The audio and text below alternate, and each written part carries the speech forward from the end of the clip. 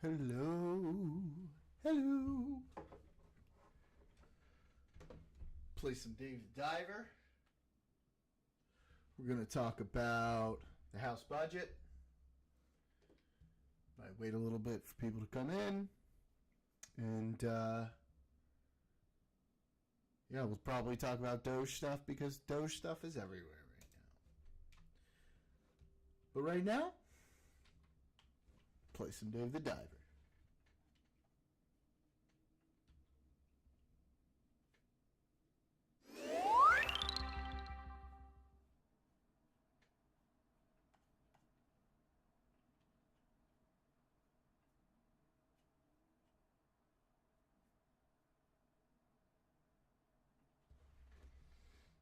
Okay.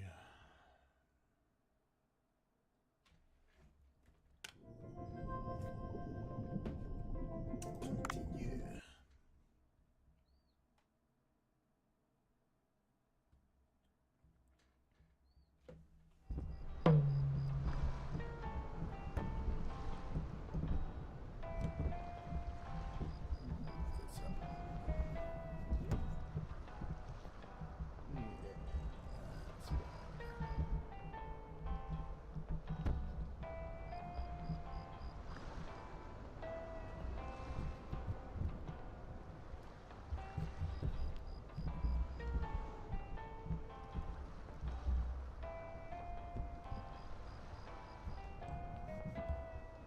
Okay. Much better.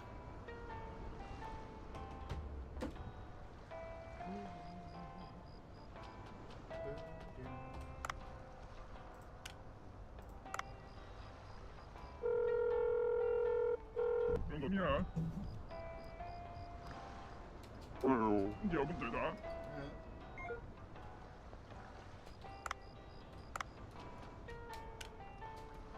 Make some sushi.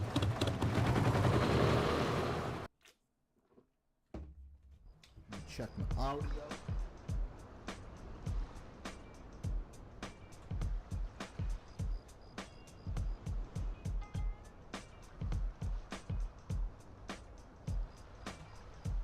Yeah, seems like everything's coming through clear. Not choppy like last time.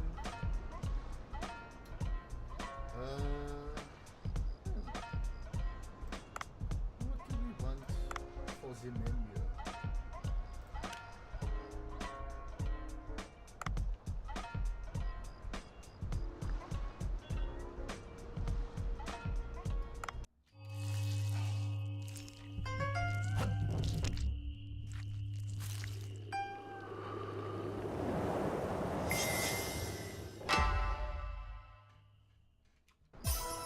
Hey.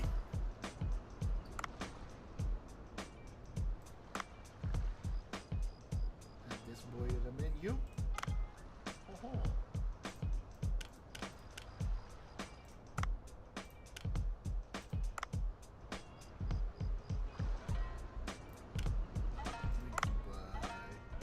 Price.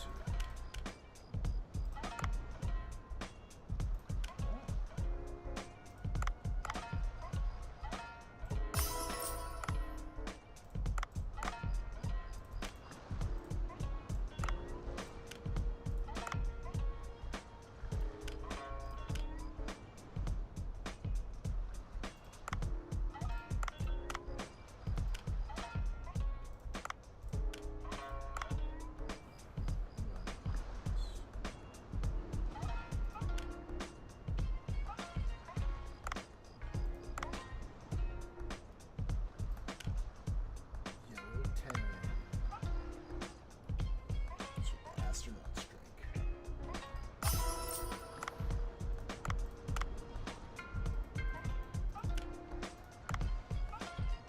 Alrighty.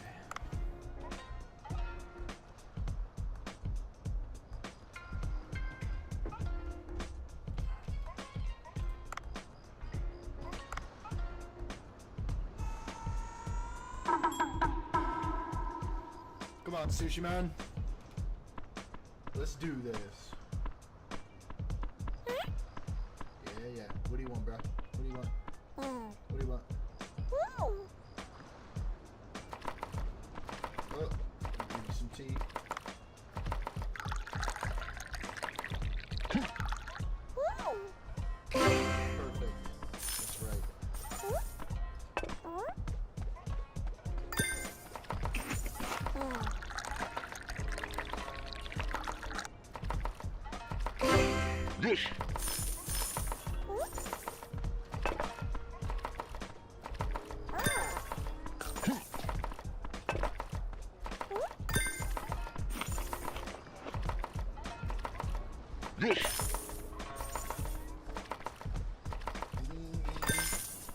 Fucking sushi making machine.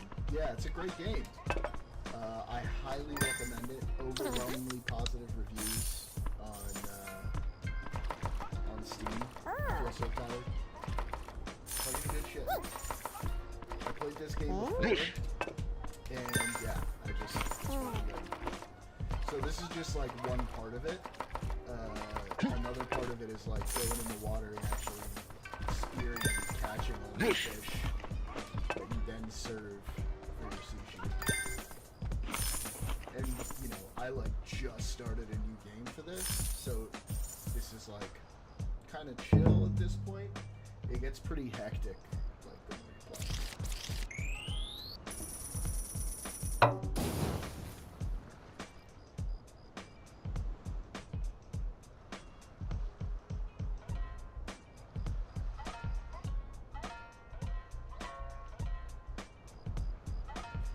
Cool.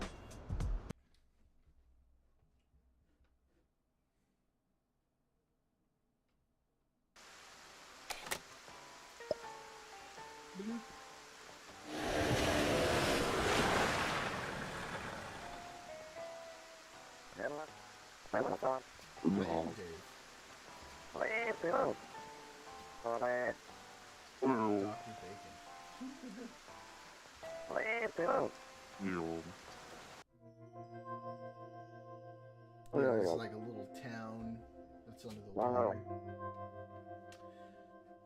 Anyway, if you stick around for a little while, I feel so tired, we're probably gonna talk about like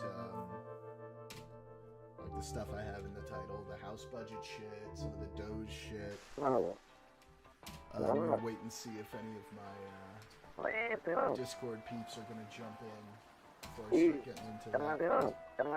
But if not, we'll just go into it a little bit.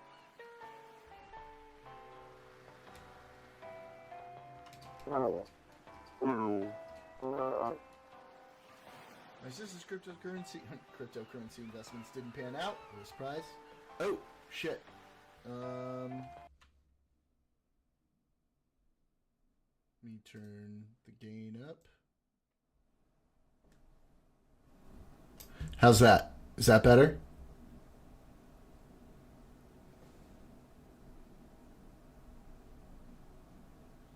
Cool.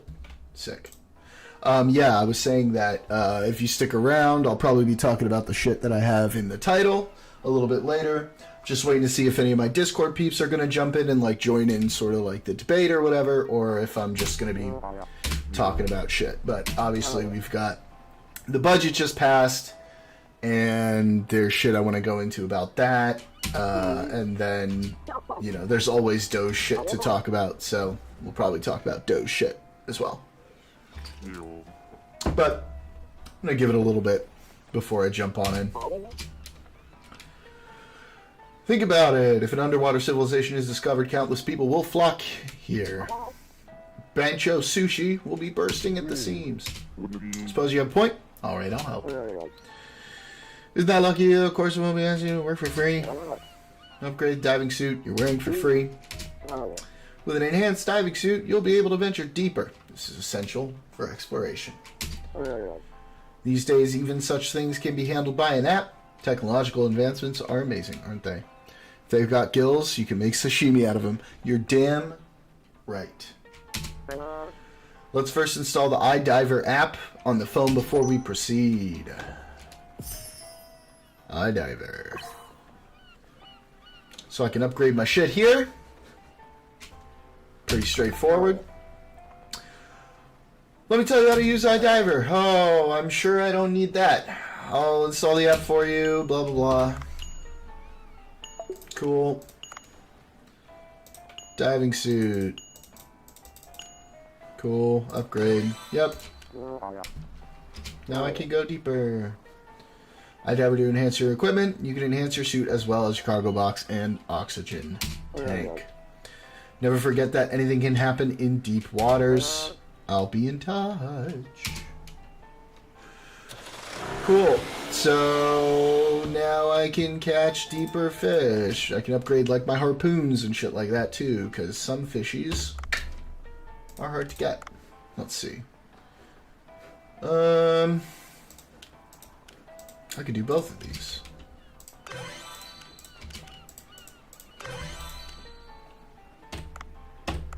Go for longer, carry more. So yeah, this is the other part of the game.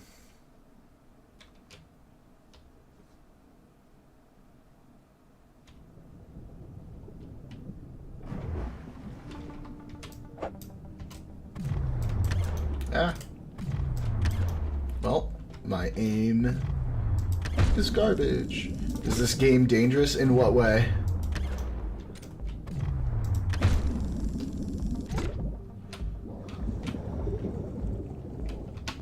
Like, does it belong to China?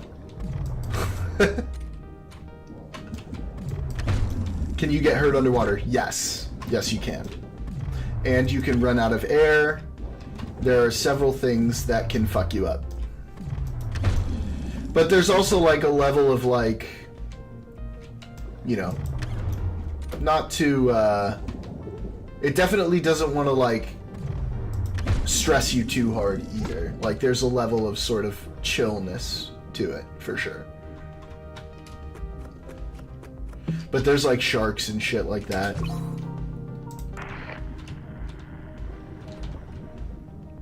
Triple axle. Oh, 3 bullets. Let's see if there's a little sharky I can get with it. Hey, come back here, bruh. Come back here, bruh.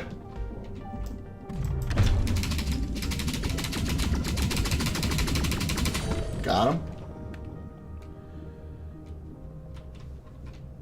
Yeah, like these guys will come after you. Oh, fuck. Ah! Cool. This guy is gonna come for me. So yeah, that's like part of like upgrading your shit, is you'll be able to get these guys in like one hit.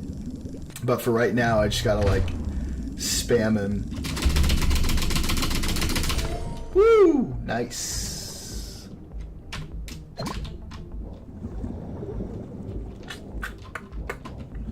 If I go a little deeper, there's probably gonna be sharks down here. And I just got this little gun.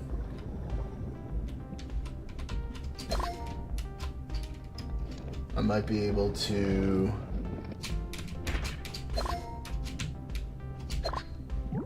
get one, although I'm about to run. Is this like hammer space, or is there a weight catch limit? I'm not familiar. There is a weight catch limit. So if you look at the bottom left, right next to my oxygen, under the depth, you'll see there's like a weight meter there. This is probably going to be like the last dude before. Yep. I'm going to need to find a way out of here pretty quickly, actually, because... Ah, good. There's oxygen. Because I'm running low. So then, yeah, when you hit that weight limit, as you can see, you go way slower. And yeah, health is basically denoted by your oxygen level. So now I gotta get up as quickly as possible. As you keep going, you know, there's like little, there's like these little spaces with like a little holographic, like a holographic, what do you call it? Like walkie-talkie looking thing. And you'll see them as I go. And you can actually go to one of those underwater, and it'll bring you back to the surface. Yeah, see, it won't let me pick it up. It'll bring you back to the surface quickly, like if you're really deep down. Ooh, nah, it should be fine. I should be fine. We're cutting it close, though. Cutting it close, but I should be fine. That was soy sauce. Yeah. So there's like ingredients and shit you can find down here that you can add to like your sushi and shit. And yes, that was absolutely soy sauce. Sick.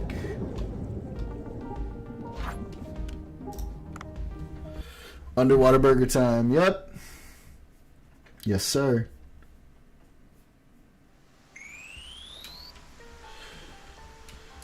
Nice, nice, cool. So you can basically do like 2 dives per day. Hang on.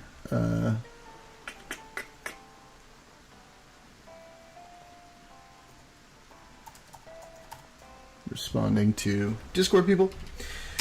Head to the restaurant. Oh, well, I guess today I'm not getting to.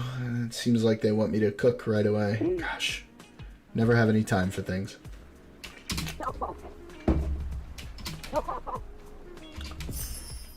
Oh yes. Make it look pretty.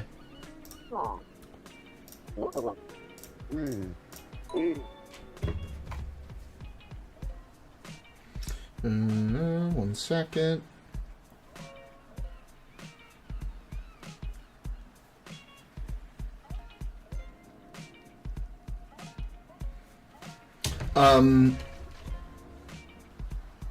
I feel so tired. Have you ever talked to Candy in Destiny's chat? In Destiny's Kick chat?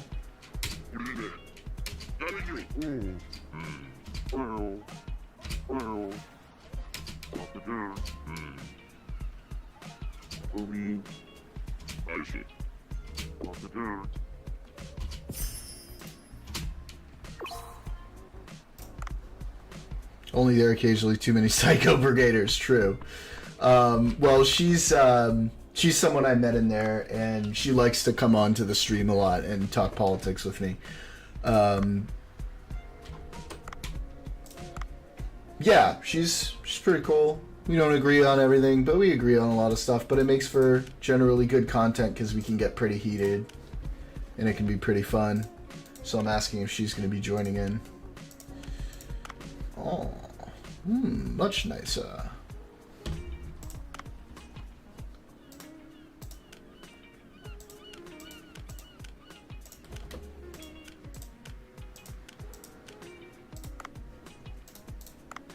Oh, how pretty. Okay. Yep, still more fishing to go. Weapon shop. Sick. Cook stuff. Oh, wait. Rank up? That's right. I get rewards. I forgot. I get, like, different dishes and shit. Yeah, there's all these, like, little other features that go along that just make it a little bit extra fun.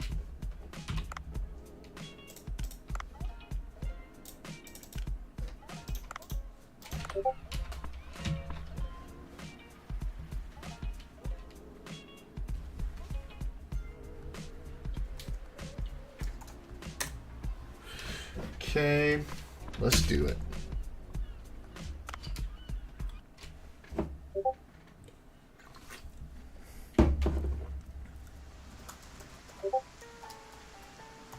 Yeah, looks like she's going to be joining us here in a second. We'll probably start talking politics.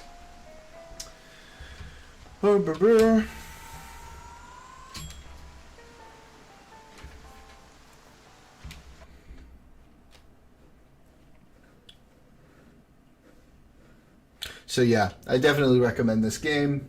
It's a lot of fun. And yeah, I'm pretty sure it's consistent, overwhelmingly positive on Steam.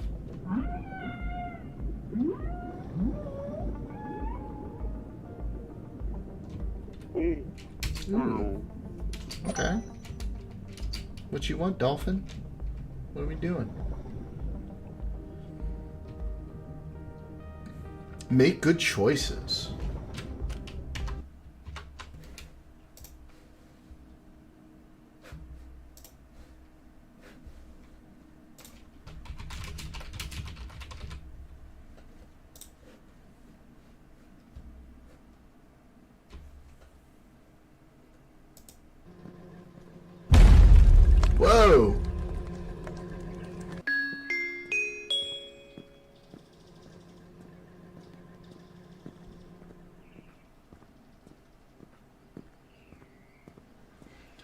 Basically, it's just like a don't die simulator.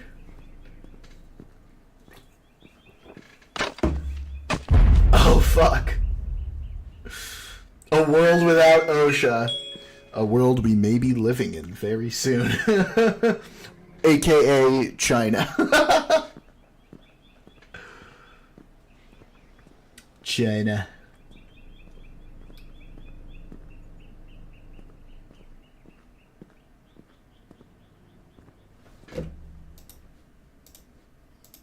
Oh, looks kind of fun.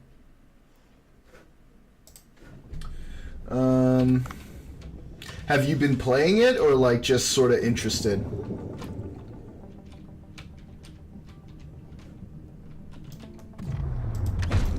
I'll take that.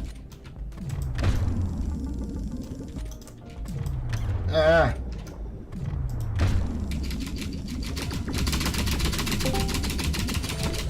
Hello, Candy.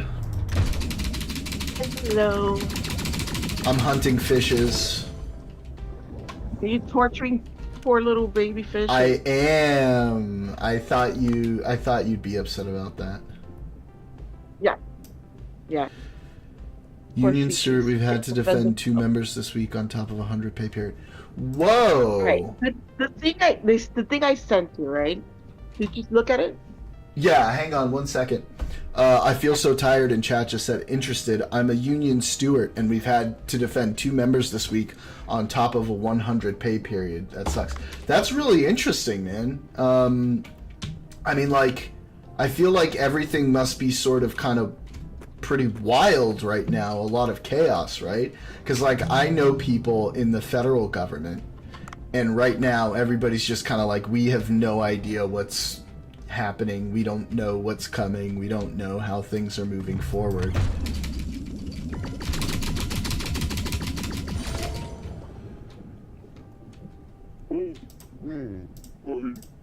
Cut the net. Look, I'm saving a dolphin. Okay, can I see what I want to say now? You wanted to talk about the gold card thing? This is the thing. People hear the gold card and full stop, right? Mm. But there's more to that. Yeah, that the people are not- oligarchs. Right, but there's more to that. What? Okay, so he's selling them for $5 million, so that oligarchs can come here and buy and create companies and invest in the U.S. So it's a visa to bring them here to create companies. So now we will have Russian companies in the U.S. that would benefit from government incentives, for creating jobs, tax cuts, all this other stuff. Plus, we would have Russian oligarchs mixed in our politics. Right. Yeah. No, I agree. I mean, that's obviously problematic. To me, that's the problem, because people, they're selling them for $5 million. Yeah, $5 million is a drop in the bucket, considering the amount of money they can make off of bringing companies here and taking money from the American taxpayers. So I feel so tired says, yeah, that's basically it. This corporate flavor is contaminating everything. I started as a treasurer and got field promoted to the president. I'm also a steward. Well, congratulations on your promotions. Yeah, this is, I mean, and now with like Doge going in and trying to gut regulatory agencies that have any contact with any of the stuff that he's working on, like, it's definitely really, really concerning. I don't know what's going to happen. I hope the courts manage to have some way to step in, but obviously, like, we worry about enforcement and how that's going to work. And next he said, I'm sure all those rich foreigners are going to do the same miracles for the housing stock as they did for the public university tuitions. Yep. Yeah. Well, I mean, those rich foreigners are already doing a lot of that for housing pricing, right? Because a lot of them are the ones that are like buying up a lot of housing through some of these like Zillow and these other apps, and yeah, they're using it as a way to essentially store store funds to store revenue offshore from like China, Saudi, these different places. Yeah, we were saying, Candy? What I'm saying is not that they're selling the 5 million. It's that oligarchs are going to be able to infiltrate basically the U.S. and they're going to infiltrate everyone. They're going to infiltrate our government, paying, senators probably for their campaigns, donating money. Of course. Yeah, because they'll be citizens. That is where the problem is. It's not. No, we know this. Everybody knows this. No, not everybody. No, not everybody. Because people are saying, "Oh, Trump is, selling. Is going to sell 5 million. A Trump gold visa. Blah blah blah. Full stop. That's it. Nobody's talking about the big picture here on how they have to. Part of that has investments in it that they will have to bring money here to create businesses, sure, to create jobs, and then at that point, now we have oligarchs within our walls. Well, we already have one. Country. We're gonna have Is there a platinum visa with no background check? No. No. I don't think there's gonna be a background check. Period. Yeah, I feel like $5 million and that's it. Yeah. So there's definitely no visa as it stands that doesn't require a background check. I obviously this is something that Trump just kind of spat out there during a press conference. Whether this can actually be established or not, we don't know. We'll have to see what happens. But yeah, I mean, we don't know if that would necessitate a background check or not. Shit. I doubt it. I mean, I don't know, right? I just don't know. I doubt it. I mean, look at Elon Musk. He's dismantling the government, and he doesn't have he has security clearances, but he doesn't have an official background check where the government has said, okay, let's look at your background. Well, he had a background. I agree. He wasn't vetted properly for his position because of the way they did his position. To do what he's doing now. So the way they did his government funds. So the way they did his position, they did it in a way where they could kind of get around that. But for giving people citizenship or green cards or what have you, that's going to be a little different. I don't know if. Do you really think? No, I don't play. Do you really think? Do you really think? We know Russia's corrupt. Trump knows Russia's corrupt. Sure. Do you really think he's going to bother? Do I really think what? Let's give them a background check. What is going to show up in this background check? Let's see. All kinds of shit, right? And then he's not going to care because he's going to get $5 million out of it. Yeah, I know that, but like, there's also like, these are going to be like departments that he's going with. I don't know, like, if there's something that's going to be in the way of him doing that or not. That's what I'm saying. Like, I don't know. I don't think so. Well, no, you don't know. You don't know. He's dismantling every office that can put a stop to anything he's trying to do. I think we're jumping to conclusions here. I don't know. That's what I'm saying. You frustrate me because of this bullshit. Well, you frustrate me. You frustrate me because you jump to conclusions about things.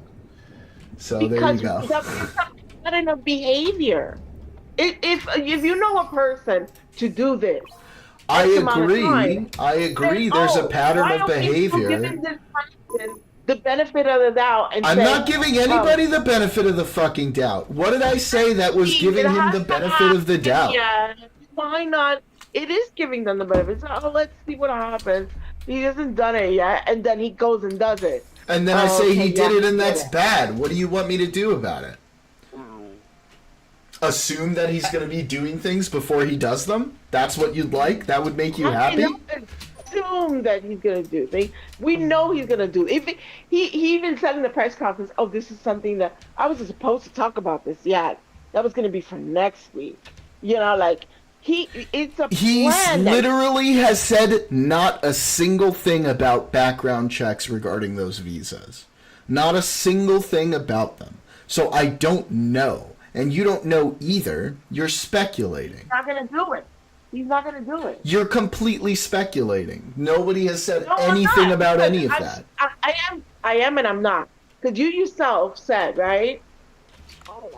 He has he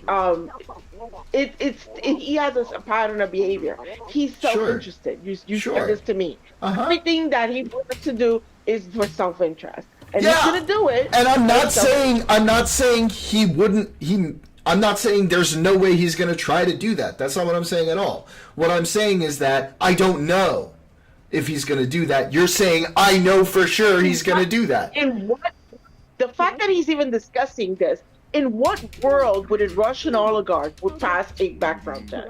I don't think they would. I think it's very unlikely, and there's probably, if confronted with that, if he really wants to do this, there's definitely a decent chance that he might try to do it. But I'm not saying that he's going to, because I don't know. All I'm saying is what I know so far. That's all I'm saying. And you're jumping to a conclusion, and because I'm not going all the way to that conclusion with you, you're saying like, oh, you're being frustrating. All I'm saying is I don't know if he's going to do that. He might do that. There's a decent chance probably he could do that. And you're not always right. And you're not always right. We had this conversation many times. The one about the federal government. I was like, he's going to infiltrate the federal government. Oh, that doesn't happen yet. I doubt it. It's gonna happen because we have No. guardrails and people there. The and blah, blah, guardrails blah. are still there. The guardrails they're are still not. there. Yeah. What guardrails have been broken down? All the stuff that has to do with anything that he wants to do with the military. He fired all those judges and That's lawyers his- and So he did not fire. He fired judges that are not part of the judicial branch. That's different. They don't actually. Those are judges that don't make rulings or balance the power with regards to what he's. from the military. Yes, So because these are the people this is that will these tell are not. him. No, that's not who those. That's not what those people do. The judges Yes, they who do. limit executive power are part of the judicial branch. None of those judges have or can be These fired are by judges him. that will tell him that if he wants to use the military to do whatever he wants to do, like use immigration to rile up, these are the lawyers and the judges that will tell him, no, you can't use the military for that. They're going to advise him for that. They can't rule against him. That's not what they do. They will advise him. But it's the judicial branch that's going to rule on things against the executive branch. And the judicial branch is taken over by his people.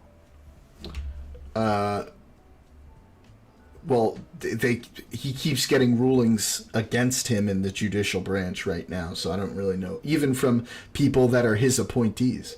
And like Biden, right before he left, like appointed a whole shit ton of judges that he can't just remove. I feel so tired in chat said the oligarchs are going to come. Yeah, they're going to buy up all the denationalized institutions, bypassing the laws we've passed against non-citizens owning them. If they're denationalized, yeah, I guess. I mean, I could see that potentially happening if they are denationalized. Obviously, that's something we need to keep an eye out for. I'm leaning more towards sabotaging the economy and declaring martial law after the unrest. Yeah, like I've heard people float this here and there, but like there's also a large portion of the military that isn't going to stand for that sort of thing either. So I don't know how successful that martial law declaration would be. I get the feeling that there are a lot of people in the military who are going to stand up to that as well. It's just it's very up in the air. It's very up in the air. We don't really know. They will get replaced just like every other member of the military got replaced that could present an opposition to him. They will all get replaced because they all serve. He can't just get rid of every soldier and every officer. They don't have that kind of reach. Not every soldier and every officer is going to be against them. I know, and some of them will. It's not like you make all of these claims like, I know this is going to happen and that's going to happen, and like sometimes you're right and sometimes you're wrong. All I'm saying is that we don't exactly know how that would play out, and to like have this sort of like I know this is how it's going to play out. I mean, like, that's fine if it makes you feel better about what you're saying, but I just don't know. I don't know that to that certainty. My stomach to see that this is where we're headed. This is why put where that idea we're headed. Out there? This is not where the general where we're headed and the conviction of I know this is going to happen are two different things with a lot of space in between them. Right? So I can hear what you're saying and agree that at least on some of these things, I'm not going to make a blanket statement, but at least on some of these things, I would say, yeah, it looks like we're probably headed in that direction. What I'm not saying is that I know for sure that these things are going to happen.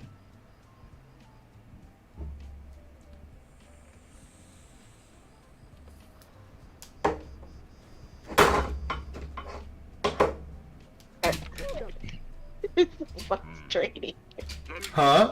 I mean, let it be frustrating. Like, okay, you're the type that it's like, I'm like, yo, they're gonna hang that guy, and you're like, no, look, they bought the rope. Yeah, but they could have bought the rope for something else, to tie in some logs in the back.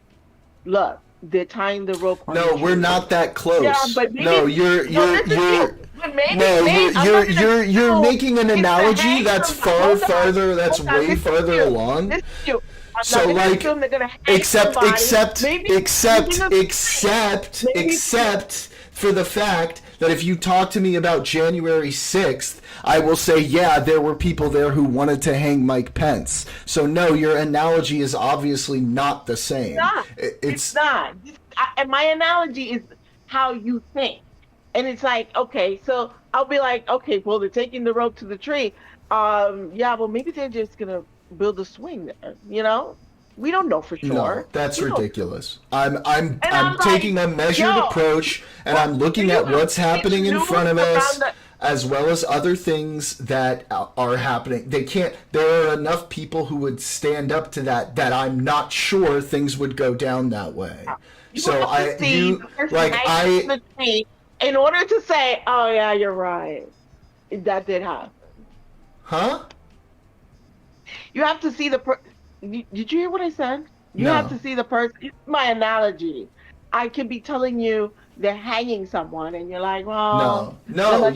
First of all, there's no basis for that analogy. Well, maybe they're going to use it for something else. There's no basis for that analogy. No, look, hold on. There's no basis for... I get the analogy. You've said it 3 times now, okay?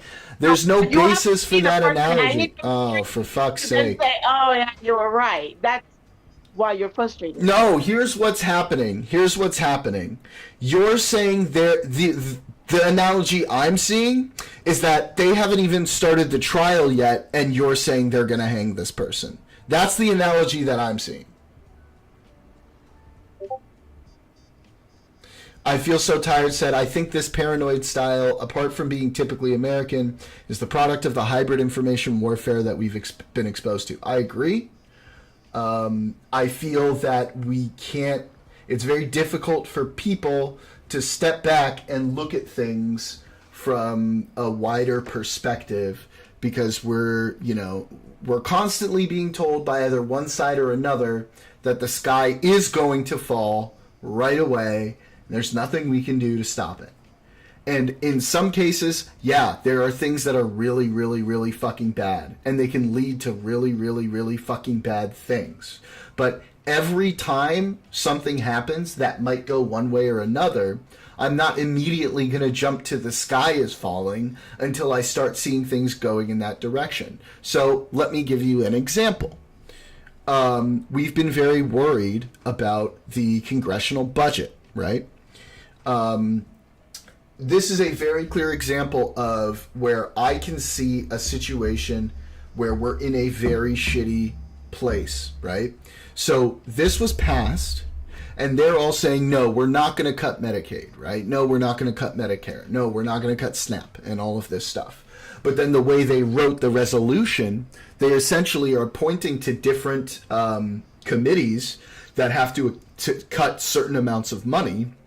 And the committee that's in charge of Medicaid has to cut $880 billion over the next 10 years, and that's essentially virtually impossible to do without cutting Medicaid, right? So in that way, I look at that and I say, wow, that's pretty fucked.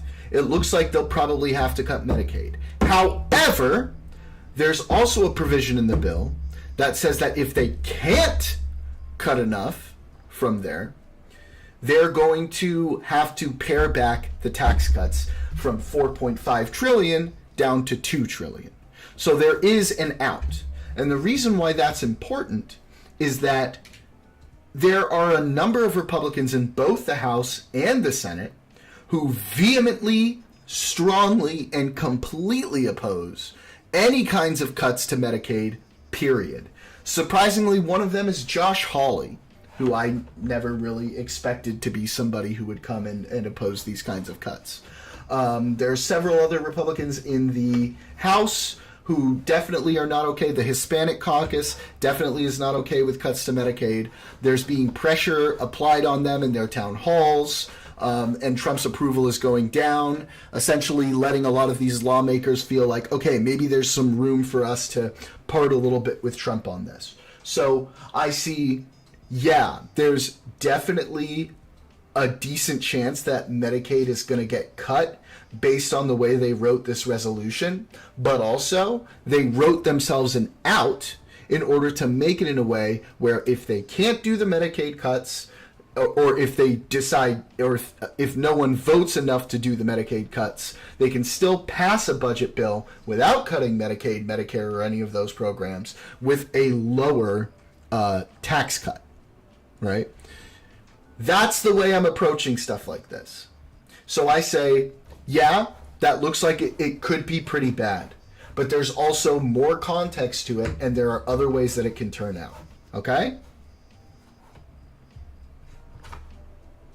You just said exactly what I just said. You need proof. You need to see it. You need to know it's there in writing. So, okay, I'm sorry. So based on what I just said, you are 100% sure that they will cut Medicaid. I'm not talking about Medicaid. No, but I'm trying to illustrate the difference between how we approach things, okay? Based on what I just said, are you 100% convinced that they are going to cut Medicaid?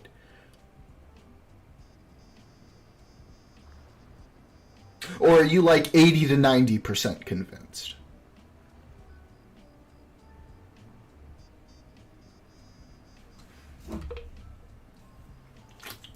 Do we need to wait until we see how these debates go in the House, right?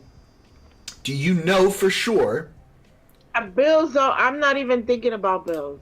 I'm not talking. You're focusing on the bill. You're focusing on the bill itself. When I'm talking about the reasoning, I'm talking about the reasoning as to how we arrive to these different conclusions. Because you're coming in and you're saying, I know what's going to happen 100%. That's what I'm saying. I need to see it closer. I need to see it closer to there than where we are currently. I see a lot of things that could lead to a lot of this shit happening. And I'm aware of that. And I'm concerned about those things. But I'm not saying the sky is falling, because there are other things that could turn it in a different direction. What do you think I'm going to do about that? What are you going to do about that? Now, this is the thing. I know this person feels so tired, so paranoid, whatever. But this is the thing. If we were talking about anyone else, I would be like, Yeah, maybe, maybe not. We're talking about the person that says what he's going to do and then does it. No, but he never said anything about not doing background checks. I'm not saying he's gonna do background checks.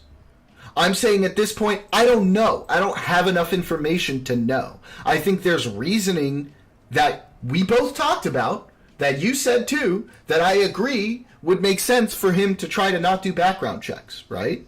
But I don't know at this point because it's too early.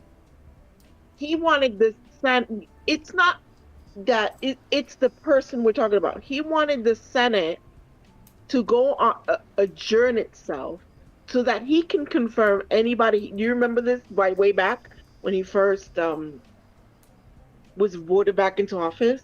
He wanted to go the Senate to go on recess so that he can come, because when the not recess, I know I'm not using the right word. When the Senate's not there, so that he can confirm anybody he wanted. A recess appointment, yes. He wanted them to go do that so that he can put people there without background checks. He didn't do any recess appointments. Huh? He didn't do any recess appointments. Right, but right after he wanted to do that, and he tried to, but the Senate didn't go on because remember, the Senate's both Republican and Democrat. If it was all Republican, they probably would have done it. No, they have a majority. I mean, they could do it if they wanted to. No, they wasn't going to do that. What do you mean? No, they don't have a majority. They don't have a majority. Wait, no. Hang on. That's an important point because that's the balance of power right there, and you just brushed over it like it wasn't important.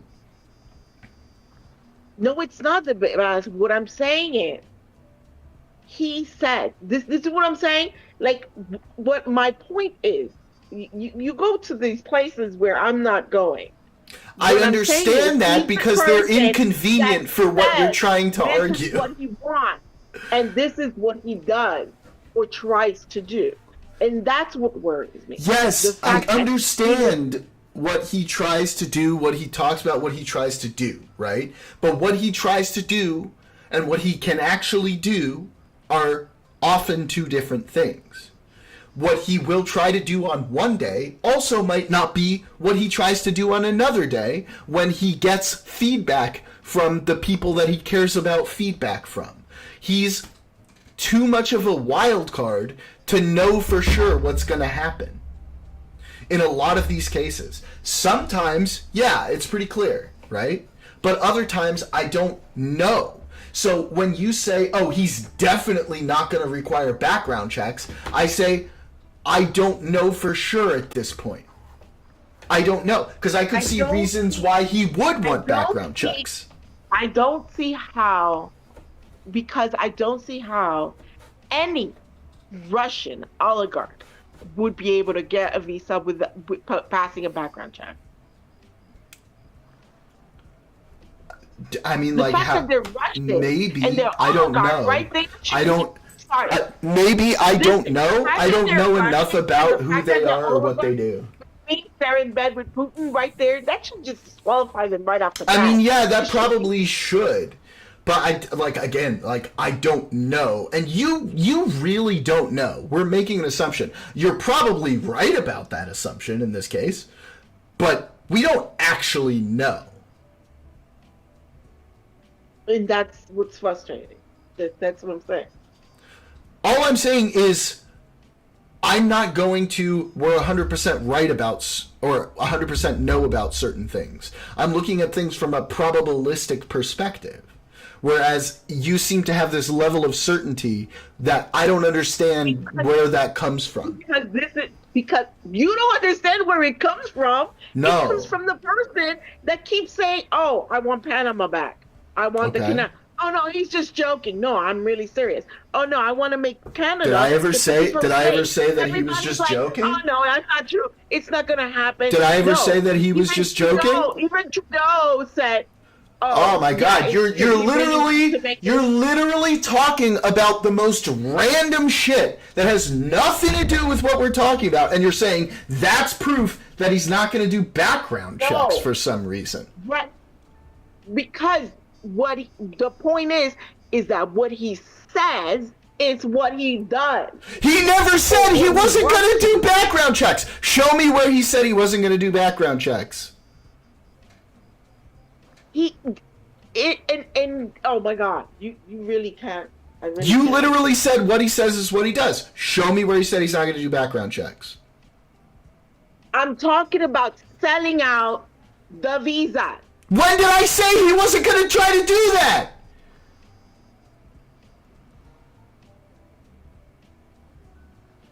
Now you tell me under what an oligarch, in what world would a Russian oligarch be able to buy a 5 million? The fact that it's even come on, What? he knows they wouldn't be able to get a visa, but he'll find a way to give him a visa. Maybe Even if they he don't do a will. background check, Maybe he'll he find a will. random There's loophole. Oh, no, if he's gonna be letting Russian oligarchs in, and he's really gonna be working to do it, he probably will have to do that. But I don't know that yet. Okay. I feel so tired, says there's too much collusion between all the branches of the government and the press to be on solid ground with respect to the decisions that pertain to me, so I have no perspective or any capacity for one where others are concerned. It's nuts. It is indeed. Trump is using a bunch of false starts to destabilize debates like these on the public level. She's trying to find a continuous thread in all of them. And that's the thing, is he says a lot of shit. He says a lot of shit. Some of it turns into something. Some of it just disappears into the ether and it never gets brought up again. We don't know. We have to watch.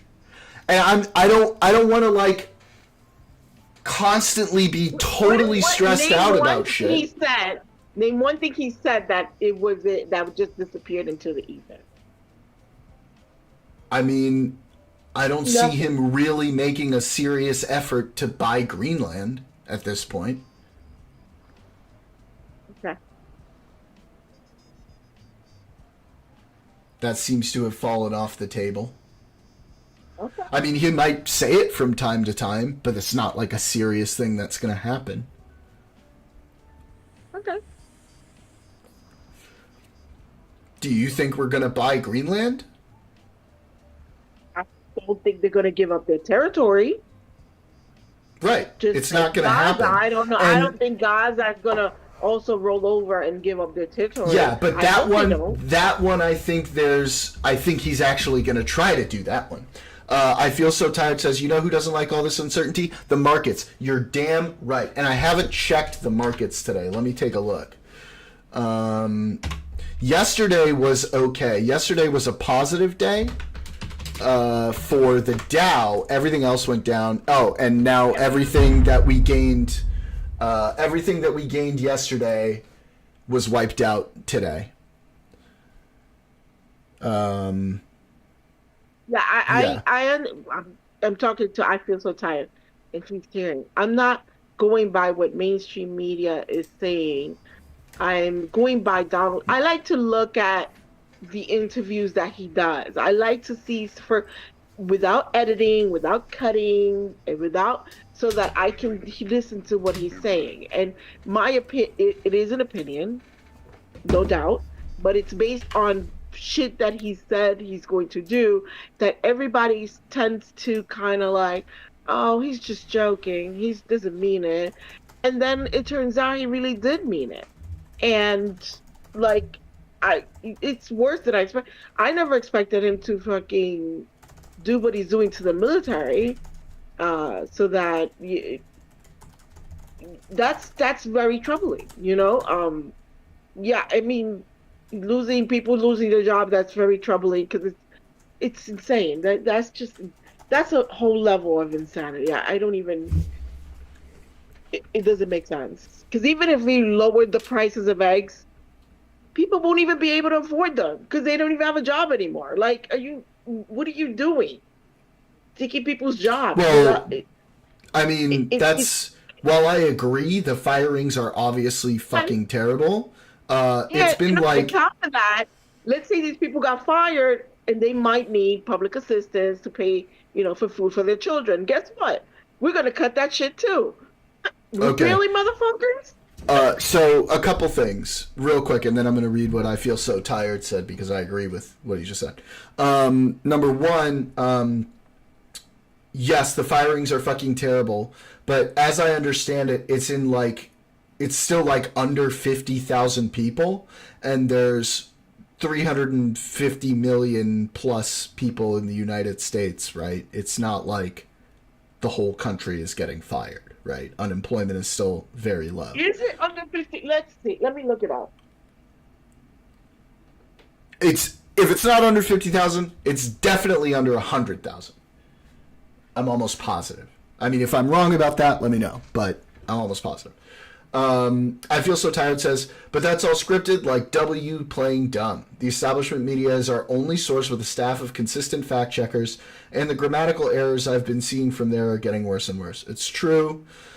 And a lot of them are getting frustrated with their own networks. But that's the intention, right? This is the whole reason why I'm so cautious about going down certain lines and saying like, yeah, I know this is going to happen or I know that's going to happen, is because we know from what they've been saying, from what, people from the administration have been saying, from what people like Steve Bannon are saying, from what like 2025 was saying, is they're putting out a deluge of things all the time to make it harder for different groups and people to focus on the things that are happening. So it's like they're saying all of these things and you don't know which thing is going to be the thing they're actually trying to do and actually trying to push through. Like there's a lot of distraction going on.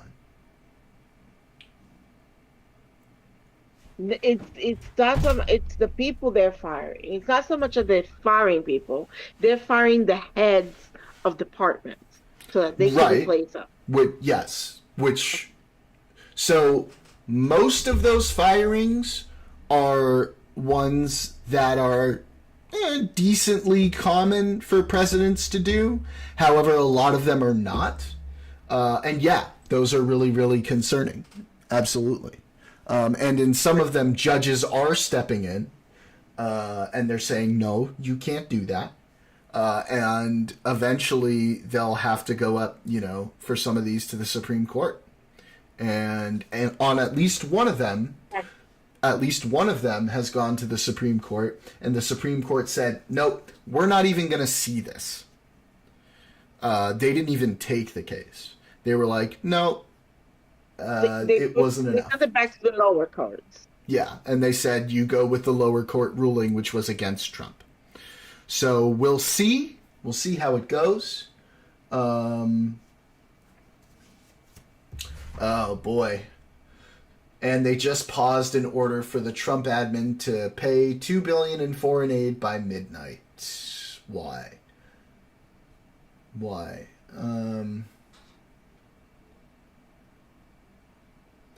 The emergency period's efforts to drastically have reached the nation's highest court. The case appears likely to put the justices on a collision course with Trump's sweeping effort to consolidate power within the executive branch. Roberts' order does not resolve the underlying questions raised by the case. Rather, it's an administrative stay. So they put a pause on releasing the $2 billion of frozen foreign aid that they were ordered to release by midnight.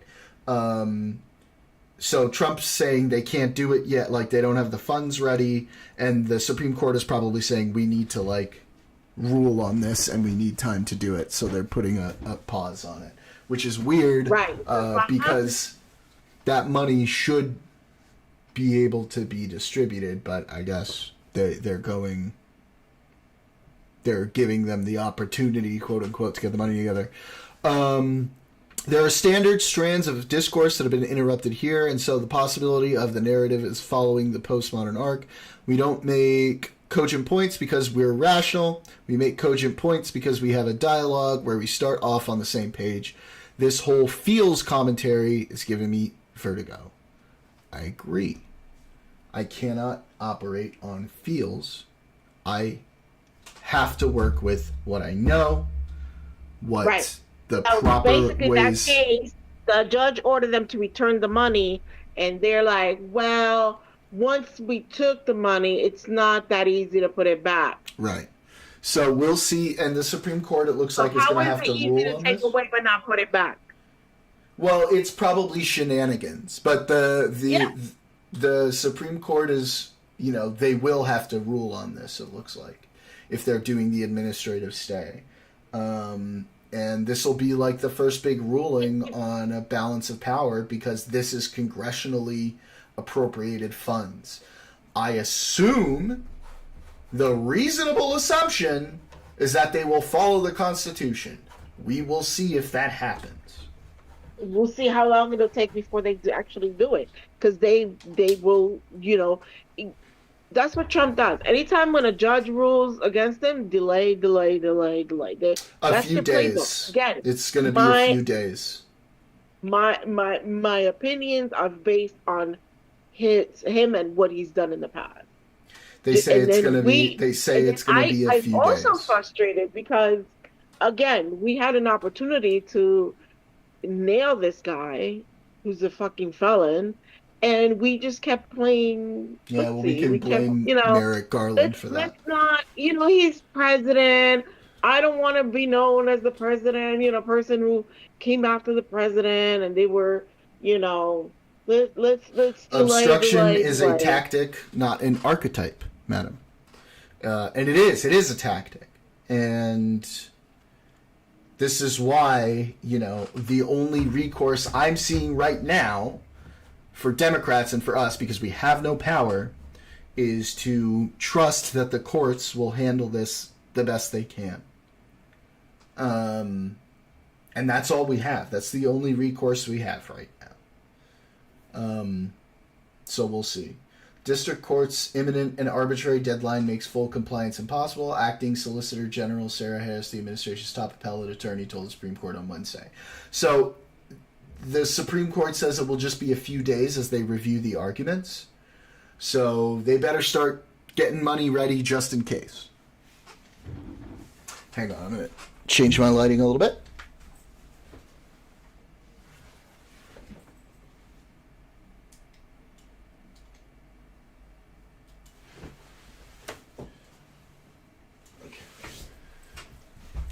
Okay. It's a tactic used by an archetype? Yeah. What do you mean by that? Trump, that's his thing.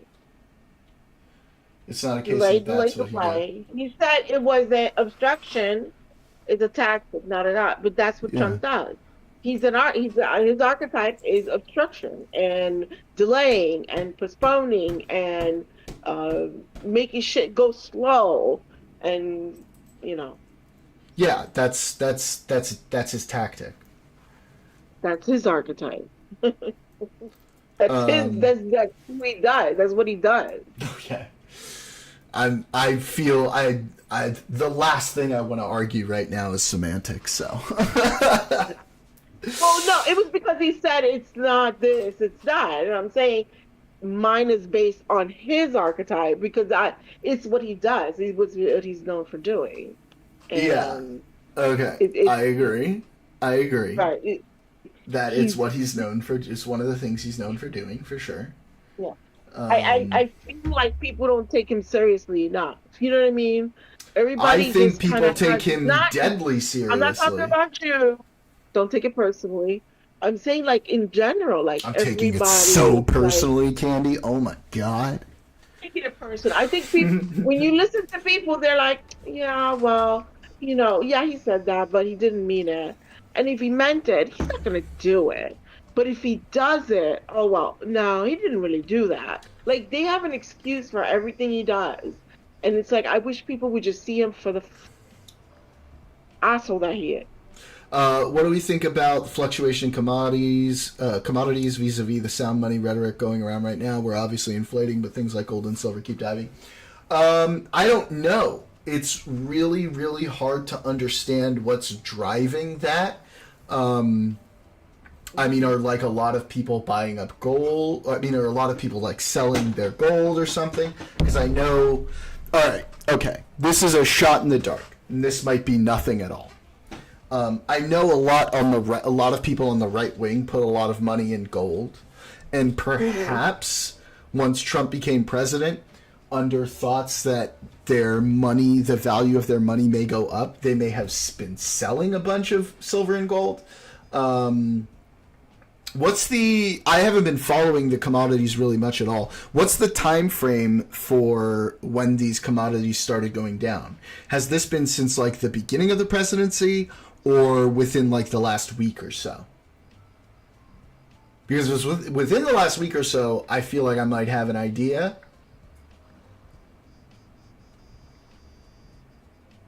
Oh, and also the tariffs. The tariffs. Obviously.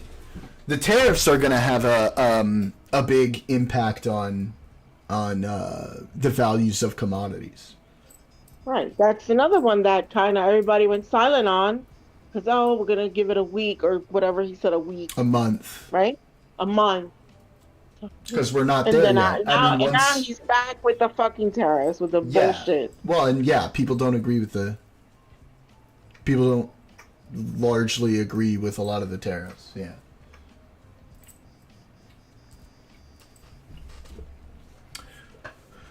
Trump makes an announcement, say tariffs, and people flee to safe havens, and he does it on a weekend, and then the paper future markets stomps the price back down.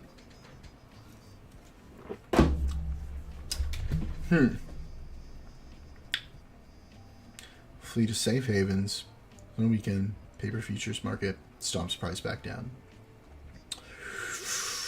I'm not following.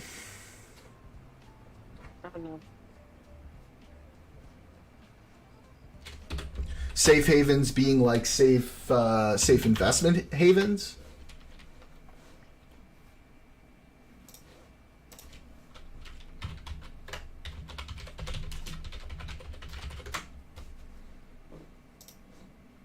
Time bomb because of delivery gets demanded in submission. There's like a bunch of. Oh, okay, yeah. Yes. So yes, this is definitely gonna be. This is definitely, yeah, the big influencer on this is definitely going to be tariffs as far as I see it. Especially when they do all of that and then he pulls off on the tariffs. So, like, I'm sure that there were a lot of people who went and bought commodities when certain tariffs were announced, and then when he pulled them back, they lost, like, a shit ton of money in them. I believe there's like a lot of really highly projected volatility in the commodity markets.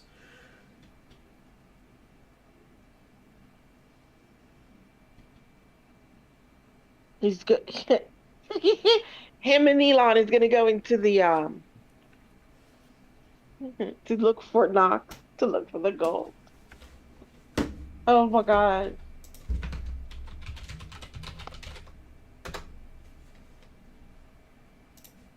Yeah. Yeah, I mean, like the backwardation, exactly. I mean, yeah, because it'll have, and this is, commodities markets are a little bit out of my wheelhouse, but I imagine backwardation is going to have a similar effect on the commodities market that like deflation would have on consumer markets. Yeah.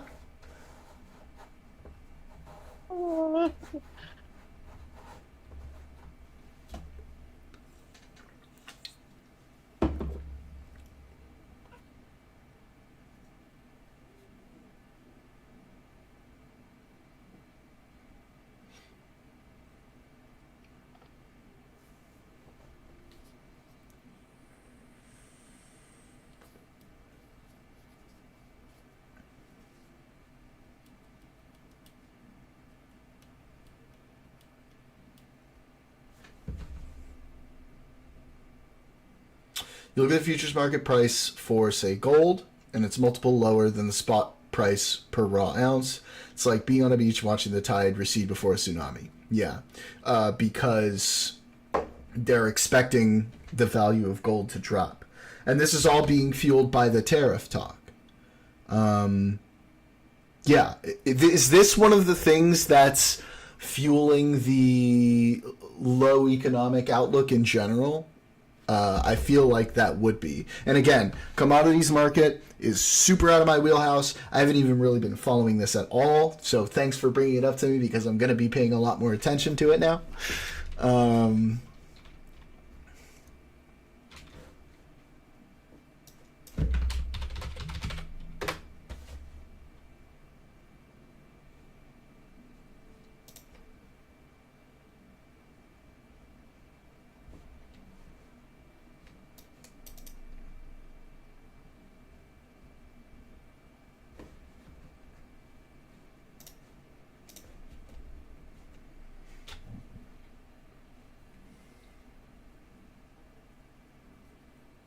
Just worried because fiat currency is based on trust, and most of that trust isn't the Americans who are following Trump's rhetoric, but our foreign debtors, especially China. Yeah. And China, I know, has been selling a lot of commodities that they hold in commodity value they hold in American, like, treasury bonds, which is based on, oh, okay, I feel like I see where you're going, where fiat currency based on, it's, wait a minute. I thought our currency is based on the amount that's in circulation, right? The value is based on the amount in circulation, where you have like BRICS, which they're trying to create a currency that's gold backed, commodities backed.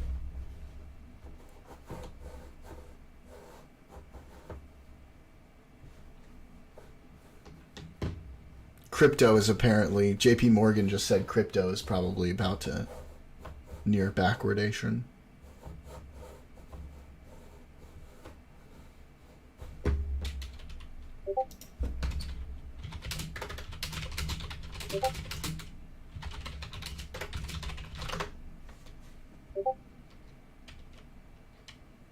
Hyperinflation like Weimar. Oof.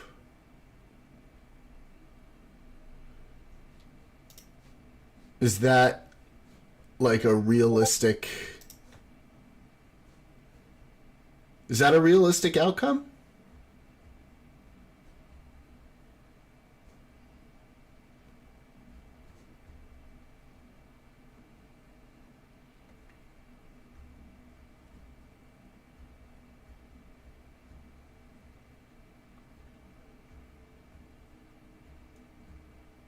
Futures price for gold goes down not because gold is projected as being worth less than it is, but because it can't be had realistically at any price. Yeah.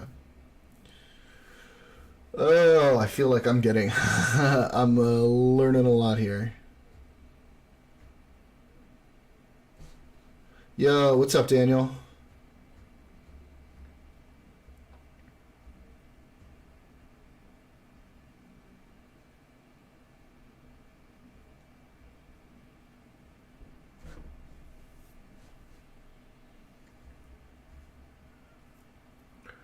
But how closely tied is gold price to the dollar, like the dollar? I feel like, I mean, I know that, no, I don't know. I feel like the gold, both BTC and the paper future markets, are masking the metrics of inflation, so once that settles, it means that price discovery for the dollar is going to be much lower than it is. BTC is really eating up excess liquidity. So wait, are we looking at a situation where there's going to be not... I'm still trying to understand this. This is a level of finance that I don't really know very well.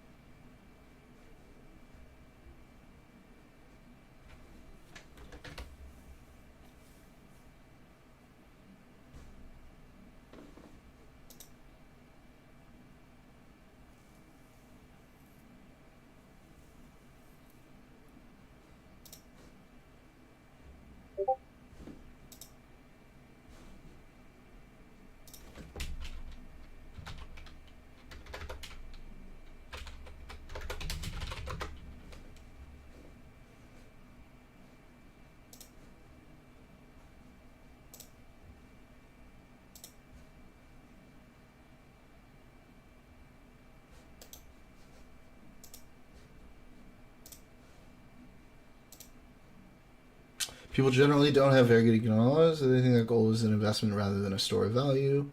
That means that when inflation happens, they think they're making a profit.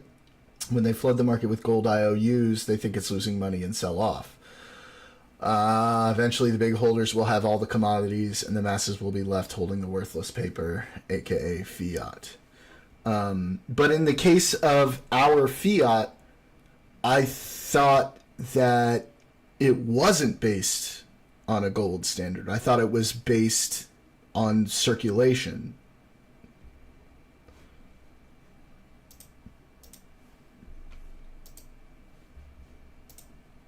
And again, I don't know about this, so happily correct me.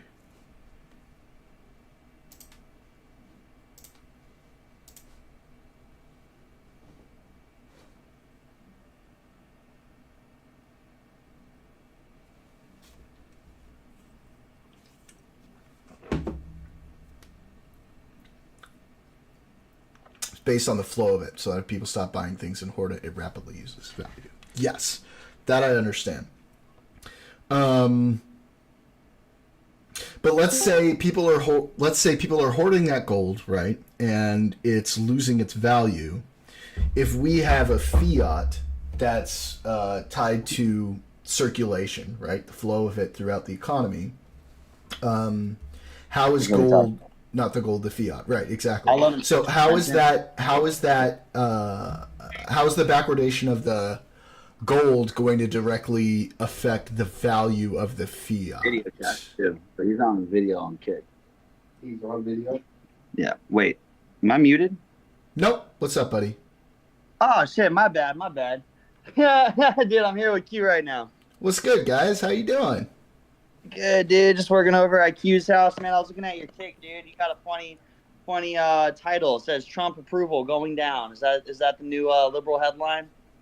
I mean, it is. Dude, I don't know one Trump voter I know voted for Trump that it feels like their approval is going down. Every time I look in the news, I'm like, yep, this is exactly what I voted for. Okay, I've seen a lot more who are not a lot more, but I've seen a lot who are not saying that as well. I've seen a lot who are saying that, and I'm seeing a lot who are not saying that. So he started at around, let's see,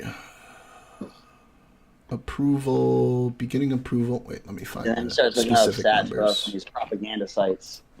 Propaganda sites, right? Exactly. Propaganda I know. Whatever it is that doesn't agree is propaganda.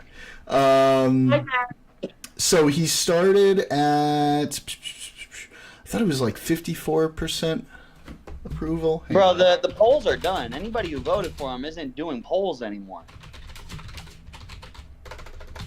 You know what I mean? You see the latest pass that he did, no tax on overtime or tips. That was not put into the budget. Huh? That's what was passed in the budget. No, it was not. If you look at the bill, that's nowhere in the actual budget. What is in the budget, Jordan? Well, it's a resolution, so it's a general directive on how they have to make the budget. They haven't actually put like specifics about what's being cut and what isn't being cut yet. Then why are they saying that they put in no tax on tips and overtime and Social Security benefits? I have no fucking clue why they're saying that. They shouldn't be saying that because that's not in there. I feel so tired says backwardation happens because as a marker of stored value, there is no amount of paper dollars that gold can be bought for. Thus, there is no futures market to gamble on because the value of the dollar has no future, as it were. Okay. So foreign countries stop wanting our goods because we can't be trusted. The flow of money stops. Much like a heart attack, the individual blood cell in such case, aka the individual dollar, is worthless, and you start to see you can't buy food or gas or anything. Okay, yeah, I mean that's definitely worrying. What are the futures saying right now? I mean, are they looking at like a really steep drop off or like something within a few percentage points? So yeah, when he started, what was it? Trump approval at beginning of term.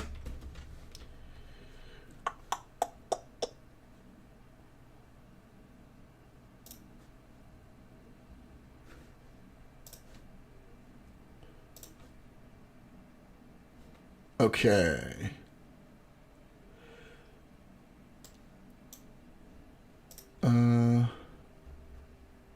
Second term. Cool. So he started at around 49 to 50% approval and about 41% disapproval at the beginning of his term. And now the approval has dropped to about 47.9%, but the disapproval has gone up to 47.2%. So the net That's not approval, the net Not real, approval, though, Jordan.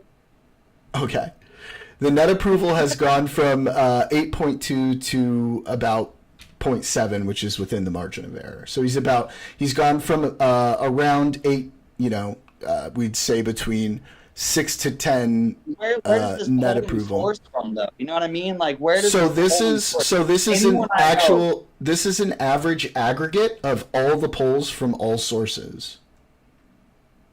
Yeah, but like, how many people saw Trump already get in office and go, "Let me make sure I keep polling"? You know what Everybody. I mean? Like, Approval I feel like rating- there's gotta be a hang on, massive drop-off that doesn't- Approval rating is not like voting rating. Approval rating is something that they always do and they continue to do. Right, The Dow but- was at but 5,000 when I was in college, for example, is now is at 45,000 or so. Did our industry expand 9 times during that period? Approximately 25 years. Correction from that is going to be a bloodbath. I've actually been saying that for years, dude. I've been saying that for years, that the Dow is going to have to correct at some point. And yeah, obviously the last week or so has been murder for the stock market.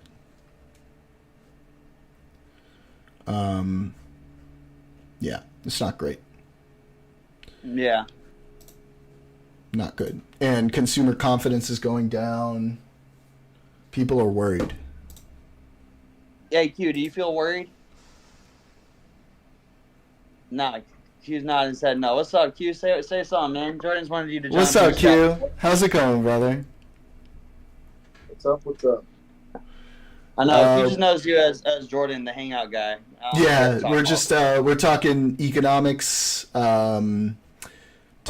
I got my we're laptop. talking a little bit about approval because you brought it up.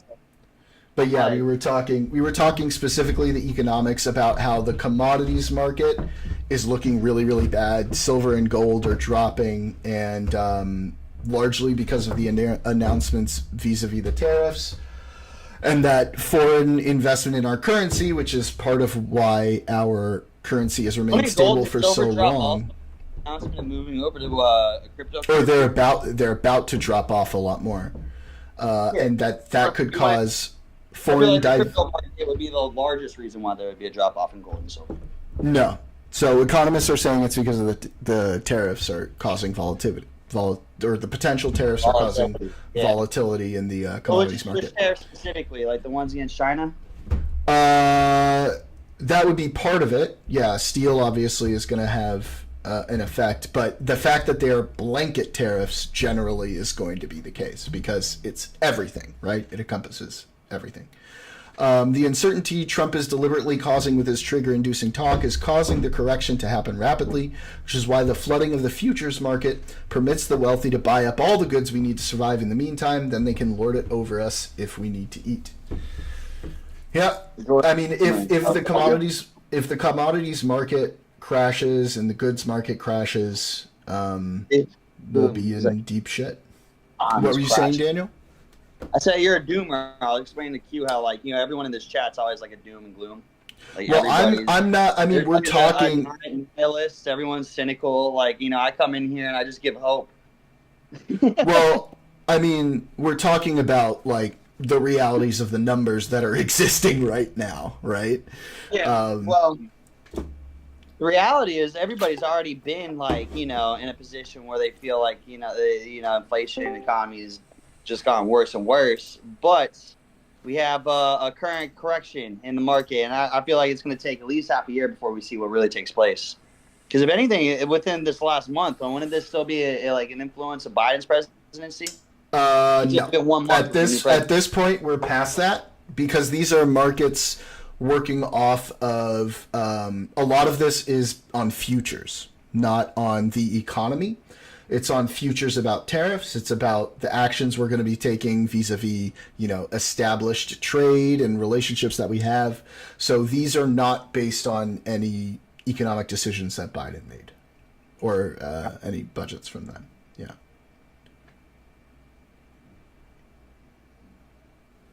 Okay. So you believe there's going to be a crash in our economy and our I don't know that for sure.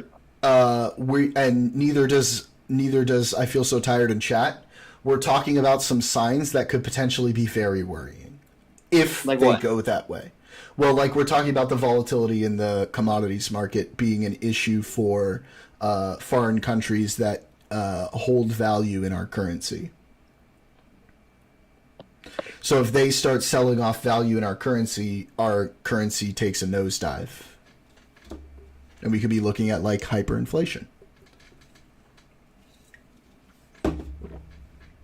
Okay. We could be. There's a lot of could be's. Yeah, but it's a legitimate concern. Doesn't mean it's definitely going to happen, but it's a legitimate concern. I've got a year's rent at home. I started hoarding money and food as soon as I knew Trump was going to get elected after October He 7th. started as soon as he found out you had a bar mitzvah ahead of you. No, I'm just Because it kidding. reminded me of the Nader voters during Bush v. Gore. So I'm not all doom and gloom. I'm concerned for other people because they are going to get really hurt. If it goes down that way, they will. We'll see what happens. The big problem, the thing that's causing the most problem is that Trump, a lot of these things like Trump could probably do without causing a lot of shakeups in the markets, but it's the fact that we don't really know whether he's going to be doing things or not that's causing a lot of this uncertainty. The uncertainty itself, vis-a-vis a lot of the things that are at the center of Trump's tactics economically, are actually kind of what's causing the problems.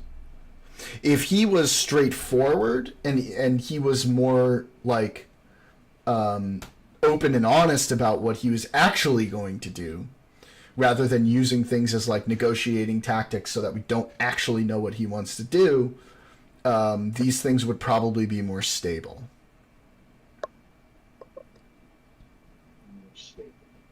What's up, Candy? What up? All right. I mean, I'm still in the hopeful mode, and Dude, stay hopeful. I'm not trying to turn you into. Hey, into, it's all good. It's all good. Until I see the hard evidence, I'm just letting you know that the people I know who voted Trump, the approval ratings just running great with them. That's you know, that's good. There are a lot of places around the country where there are groups of Republicans who are not as pleased right now as well. Congress, and they're being audited. No, so they're really pissed off with Doge in particular. So we're seeing a lot of town halls across the country where Republican representatives are basically being harangued by their own Republican constituents vis-a-vis Doge and a lot of the things that are coming as a result of that. Congress right now, the budget that they pass, I'm telling you right now, if they end up making cuts to Medicaid, that is definitely going to come back to bite them. Yeah, Medicaid, but I mean, we talked about this. That's like the only thing I did feel like Trump doesn't really have a plan for is healthcare. And he keeps saying that they're not going to cut Medicaid, so we'll see what happens. But the way that they crafted this budget resolution sort of necessitates either cutting the fuck out of Medicaid or cutting down the tax cuts.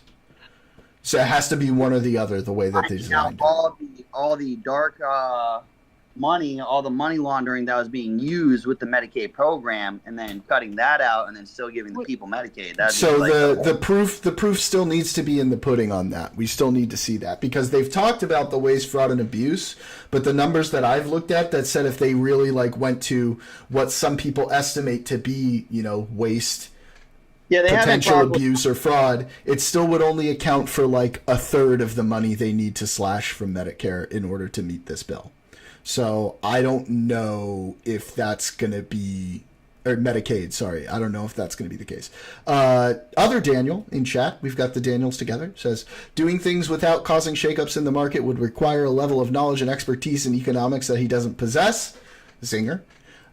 He says, remember, as Warhammer 40k says, hope is the first step on the road to disappointment. Yeah, but to be fair, Daniel, Warhammer is like the bleakest fucking series out there. I feel so tired says both parties are infested with radicals. I 100% agree. Everything has this weird ideological flavor as if a Minnesota Republican had the same interests as a Republican in Arizona. That's why there's so much faith-based rhetoric right now. It is kind of wild how we have these two sort of extremes in the party that actually don't really represent how most of the people in each party thinks, but both of those sides happen to be the loudest voices within those parties. It's this really weird paradigm, and I really hope it works itself out soon. I think on the Republican side, things will chill out a little bit more after Trump, and I don't know what the Democrats are going to do. I don't know. What? Can I ask Daniel something real quick? Of course. Yes. So Daniel, I want your opinion on something. So okay, so people on the right say that whatever Trump is doing, people voted for him for a mandate, right? And I think that's an unfair assessment. I don't think, people voted for him for the economy, people voted for him for the border, but I don't think people, they just kind of saying, I don't think you guys voted for him so he could take over Gaza or try to make Canada the 51st state or take over the Panama Canal. What? Or fire bonuses. Yeah, Daniel's going to be all on board for those things, I think. But he's very gung ho. You're on board with all of those things, even though. So you agree that you voted for him, even though it wasn't part of his campaign. And I think it's an unfair assessment that people who voted for him are putting into this category as this is what we wanted, which I disagree. Yeah, they voted for certain things. I don't think they voted for everything, but you agree with what he's doing. Yeah, I mean, what difference does it make, though? If he's accomplishing the stuff we voted for him and extra, what's the matter? Yeah, so from what I know about Daniel, he's a very results-based person. Okay. So he's going to look at it and say, hey, if we get this, awesome. Well, let me answer him. So what difference does it make is because a lot of what's being done, instead of being done with precision, okay, you want to clean up government, fine. Let's go and look at the files. Let's see who is waste. Let's look, you know what I mean? As opposed to just firing people and not, firing people from departments like the FAA, which they're already short-staffed. Certain things that's so you voted for all that? Is that, I don't know. I keep defending the right when it comes to that, because I don't feel that's what they voted for. But I could be wrong. I'll tell you, most Trumpers voted for the idea that he's going to drain the swamp. So when you hear a bunch of people are resigning or getting fired out of government positions that we feel weren't doing a proper job or can't seem to defend their own title, or are leaving entirely just because they have political purposes, you probably shouldn't be in that position of government anyway if you're that leaning towards either right or left where it affects your entire work. So, we voted to drain the swamp. So kind of watching certain individuals leave, it kind of applies to all of that. So when these people left, like 20 people left in protest, you see it as Which they 20 left people? because they were political. They not because they were lifelong people. They were just because they were political. Which 20 people? 20 people quit in protest recently. I can't remember off the top. Of our government anyway, because they're too compromised. They're too right or they're too left. Then you should probably go. I mean, it's But how one do thing if you you're know? Okay. So let me jump in here How for a do you second. know? Let me How do you jump in, determine- Candy. Let me jump in for a second. So I agree in principle. We don't want partisan people in government in certain positions. I agree with you, Daniel.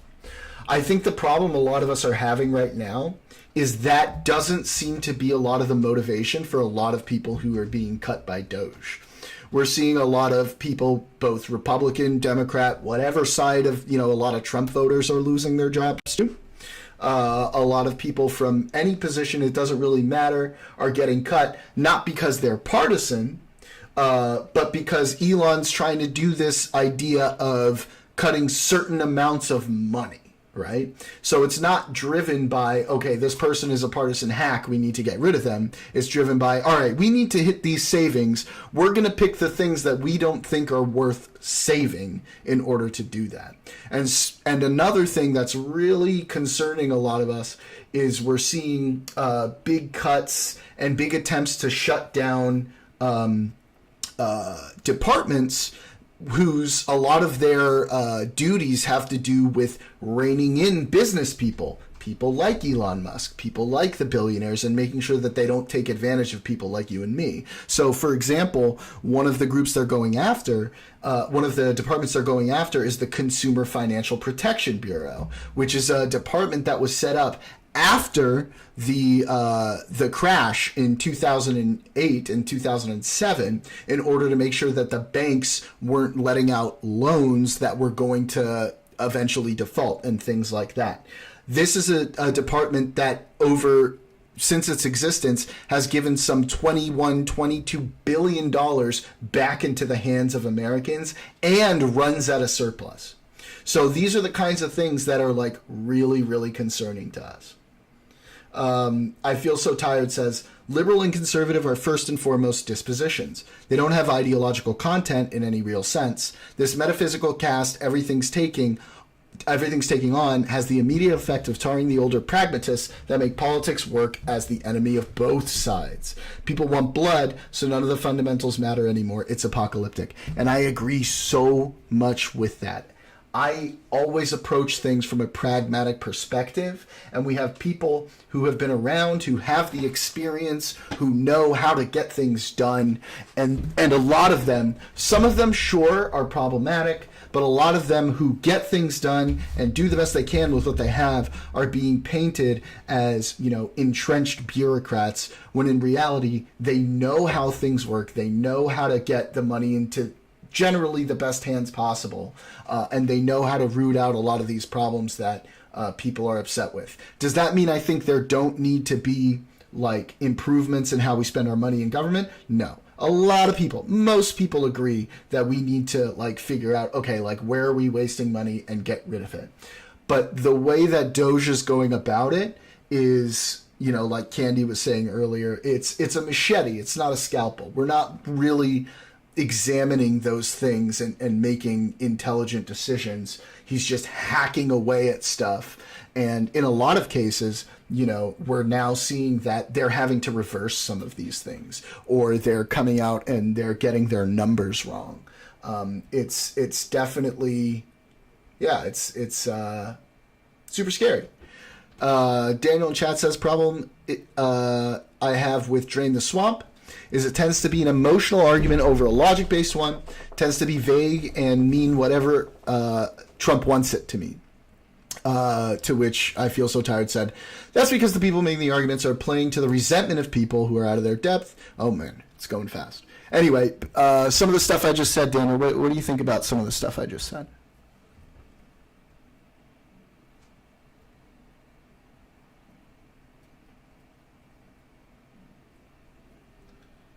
Daniel, buddy?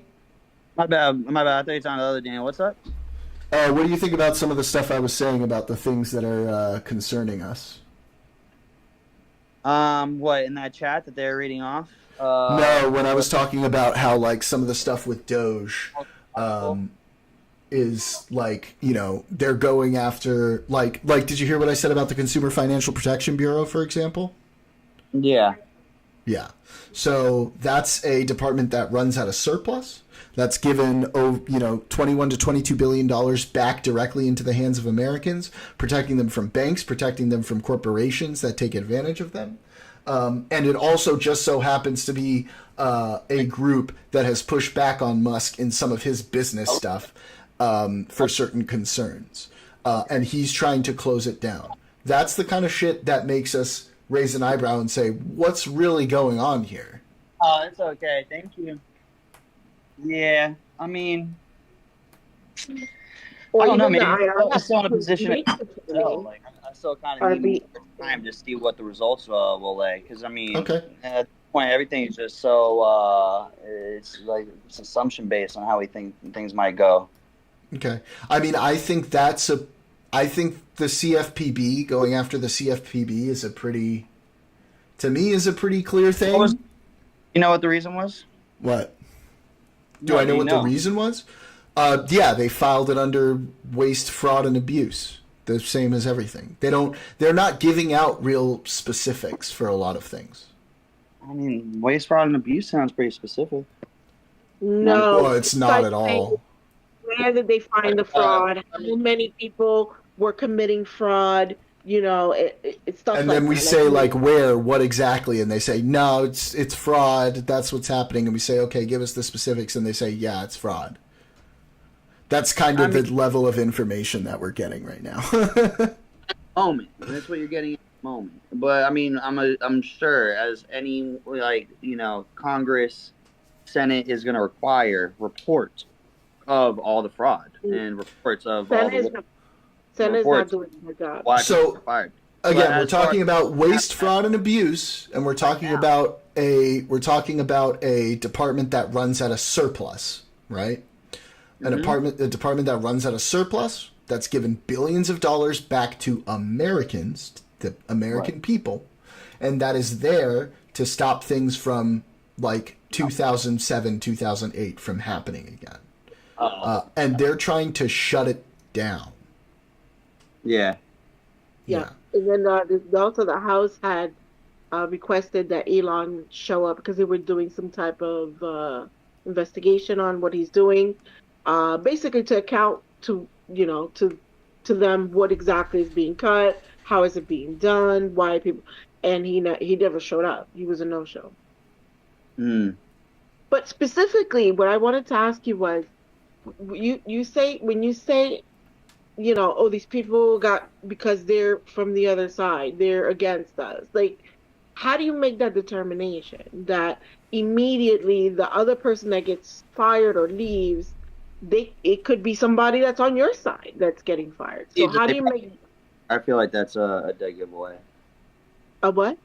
If they leave, then they weren't. If they leave, then they were compromised enough in a sense that. Well, you don't think that there's such a thing as a protest resigning? So if they disagree with the actions that are being had, if they think that there's something happening there that is fucked up and they don't feel that they can continue working there anymore because of it, you don't think that's a legitimate reason to resign? That doesn't mean that they're not compromised? Or like, I mean, I guess I would need to see, because everything will come down to an individual basis, right? So, like, if that individual, the statement, I read their statement, then maybe I would agree or disagree with what their statement was. But otherwise, kind of like, right, which is kind of like what we're saying. Let's go individually. Let's talk to people. Let's talk to let's look at their, if they're doing their jobs, like evaluations. Let's see what they do. Let's see what they do. How important is what they do? Because some of these, like, they fired people that took care of the nuclear stockpile, and firing they were like, people at the VA. They've been goodness. doing a bunch of stuff. Yeah. Right.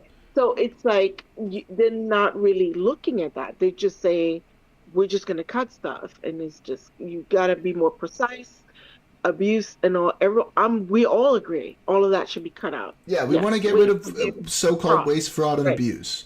But like again, when people like, so I've seen in a bunch of town halls, right? They talk to their Congress people, and they say like, how can you justify a lot of these cuts?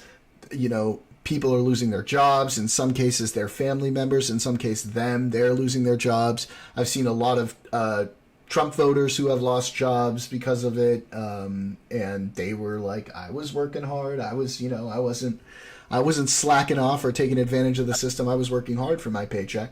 And then they go to these town halls and they confront these Congress people, and they're saying like, you know, like, when are you going to stand up to them and push back on them for this? Because it's affecting people, and they're not really, they don't seem to be doing what they set out to do.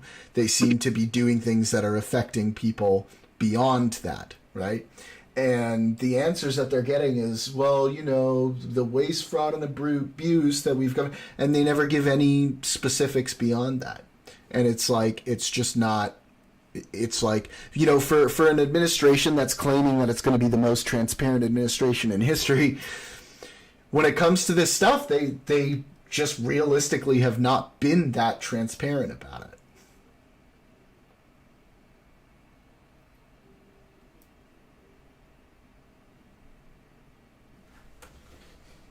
So, Yeah. So, No, yeah, my bad. I had you on mute for a second. Sorry, I'm at Q's house, so you know there's a lot of activity. Usually oh, I'm for by sure, myself for now. sure. Yeah, for sure. Man, even Q was just saying, he's like, well, here's the problem, man. He's like, I think everything's great. I think this country's great, you know? And I don't know, man. It just comes off as like a lot of like what ifs, pessimists. I mean, it depends. Well, People that are being, Yeah, I don't know if it's so what ifs. I mean, we're kind of talking about real things that are happening. I know, but when individuals who are being let off of one job, if they are qualified or good enough to get a position elsewhere, they'd be in a safe spot. Like, I mean, like I said, man, everything's kind of individual basis. Like, how many of those individuals that were truly just a waste of government But money? it's not being done in the. Let me ask you something else. Let's say you got a job in the government and they just fire you. They say, "Oh, you're a partisan hack. We're gonna fire you." You be Yeah. okay with that? Yeah, I'm like Ron Swanson. I would definitely go with that. Straight out of Parks and You- Rec, that'd be like, we need more minimal government. Even though you're good at your job and you do whatever you do what you need Look, to do. have you seen Parks and Rec? What? Well, hang on. We're TV not show. talking Have you about a seen Parks TV and Rec? show. We're talking about reality. There's a We're talking character about- called Ron Swanson. We're talking about reality. She was talking about Parks and Rec, people being laid off. I'm trying to Yeah. describe my personality type. No. I'm saying not generally laid off. I'm saying let's say you personally as a Yeah. person. You have Yeah. a federal job. You're doing a good job. You get your evaluations are top of the line. But then a Democrat goes in there and says, "Oh, you're partisan. Let's fire you," I even would- though you're doing good. I do a good job all the time, and I still don't get jobs because I'm a Republican. And my boy's laughing next to me because Yeah, and we think that that's bullshit. We don't agree with that. You understand that, right? Don't Like, agree we with don't agree with that. yeah, We but think that's bad. I have a Yeah. different mentality. You know this. It's Yeah, like- but what I'm saying is that That that's a needs to be- bad thing. We don't think that should be happening.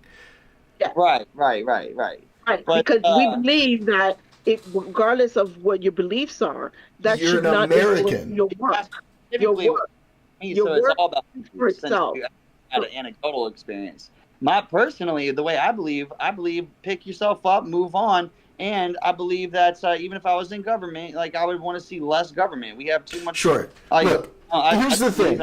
I didn't want to keep going kind of down this argument because there's a level of me that kind of agrees with you that, like, yeah, some people are going to end up getting fired, and I recognize that, right? So I'm not sticking too much on that. I do think it's interesting that there are a lot of Trump voters who have lost their jobs and are like pretty upset about it and are talking about it a lot online. I have seen a lot of that. However, again, my big major concern is more about these different departments that they're going after, where a lot of these departments that they're trying to either like cut off at the knees or shut down entirely are ones that are tasked with, handling waste, fraud, and abuse, funnily enough, in the private sector that takes advantage of regular people like you and me. It doesn't feel like it's targeted based on those things. It feels like it's targeted based on what's going to help them, what's going to help Musk. That's what it feels like it's targeted towards. I feel so tired. I think he's asking Daniel a question. He said, "Are you Republican or Libertarian?" He's like independent. No, I'm not Hello? libertarian. We're living it. Is that Q's? Is that Q's kid? He asked the question if you were either Republican or Libertarian. I know. I answered. I said I'm not libertarian because it has the word "lib" in it. I'm not Republican because I don't really agree entirely. I'm just conservative. I'm a conservative American. I believe in. God, man, is there a political party called a constitutionalist, Jordan? There's like a constitutionalist. I don't know if it's like a. There's like small party, I think, that's constitutionalist. It's generally more of like a type of conservative.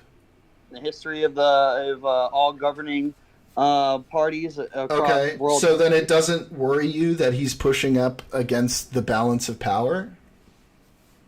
We elected this balance of power to straighten out where we were going, which was far too left over the past 4 years. No. That's not what I mean.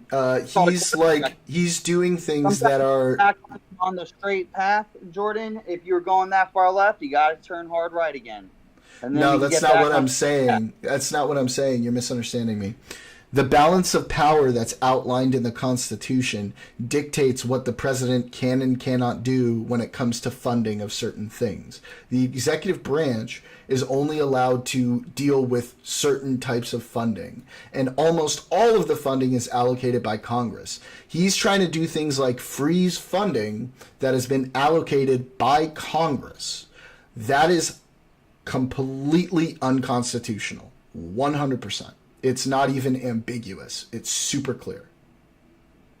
Wait. All right. My bad. I apologize. Repeat it one more time. What's unconstitutional? Yeah. So he cannot freeze or reallocate funding that has been determined by Congress. That's been voted by Congress. That's a violation of the balance of power. He can't do that, and he's tried to do that a number of times already. What amendment is that breaking? The first. Congress has the power of the purse, basically. This is the First Amendment. How is a president who's getting approval with both the Senate and including constituency, you know what I mean? Like if we have a majority vote across this entire because country, it's in the Constitution. It's in the but it's not like it can't be done. He can go to Congress. Congress and say, has to do the votes to do that. He cannot do that. He cannot do that by himself. But what he can do is talk to Congress and tell Congress, hey, I want to take this money that's here and allocate it here. And then Congress can vote on that.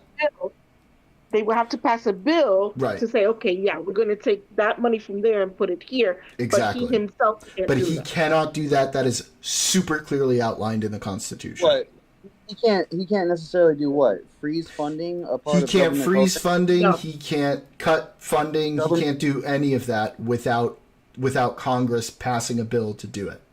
That is in the Constitution, and it's in the First Amendment. Where in the First Amendment? No, I don't understand. I thought that was freedom of speech, religion, and press. There's more in the First Amendment than that. Hang on. It seems like maybe there is laws added that are defended by the person. No. It's always been there, sweetie. Was- It's not that you can't even add a law like that. There's no such thing either. You have to get Congress approval to even add a law, I think, to the Constitution. So keep in mind what the First Amendment actually talks about is not generally freedom of religion, speech, and yada yada. It says that Congress cannot pass laws.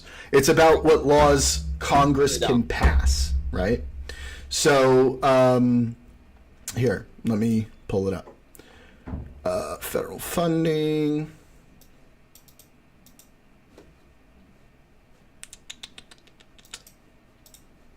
Because I'm going to read it directly from the actual.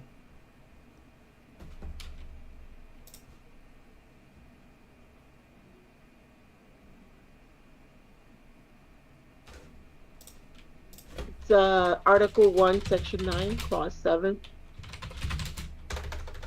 Yep.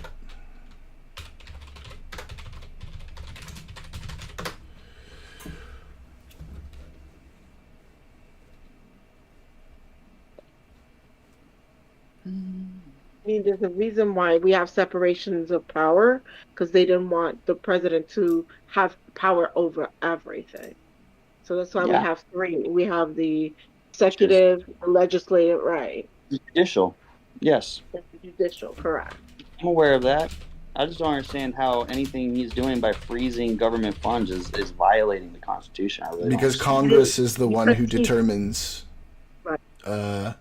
how things are What we spent. spend money on. Yeah. Yeah.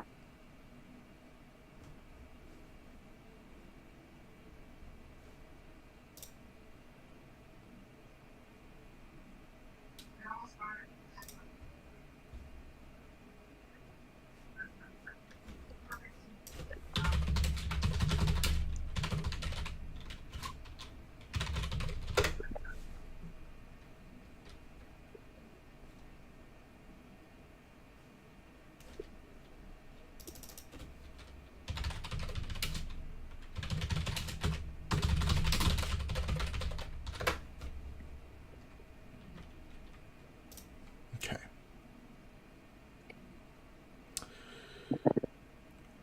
Okay, Article 1, Section 8, Clause 1. Congress shall have power to lay and collect taxes, duties, imposts, and excises, to pay the debts and provide for the common defense, general welfare of the United States, but all duties, imposts, and excises shall be uniform throughout the United States. In its modern understanding, the spending clause of the U.S. Constitution ranks among Congress's most important powers. The clause appears first in Article 1, Section 8's list of enumerated legislative powers. It states in relevant part that Congress shall have the power to lay and collect taxes, duties, imposts, and excises, to pay the debts and provide for the common defense, general welfare of the United States.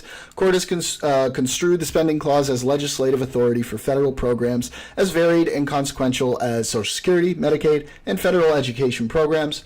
The spending power also underlies laws regulating local land use decisions and the treatment of persons institutionalized by states, as well as statutes prohibiting discrimination on certain protected grounds. Yep. Article 1. Section 8. All right. Section 8, Article 1. Clause 1. When was the clauses added? This from the beginning. All right. Would you think it was going to be like 2020? And 1992, maybe Nah. 2005. There's been clauses added over time, bro. Not really clauses. Amendments get added. I have Cornell Law School pulled up right now, and it shows the First Amendment, and it's showing the clauses that have been added with the dates due to the cases. Article University. 1, I'm- Section yeah. 8, Clause Hold up. 1. All right.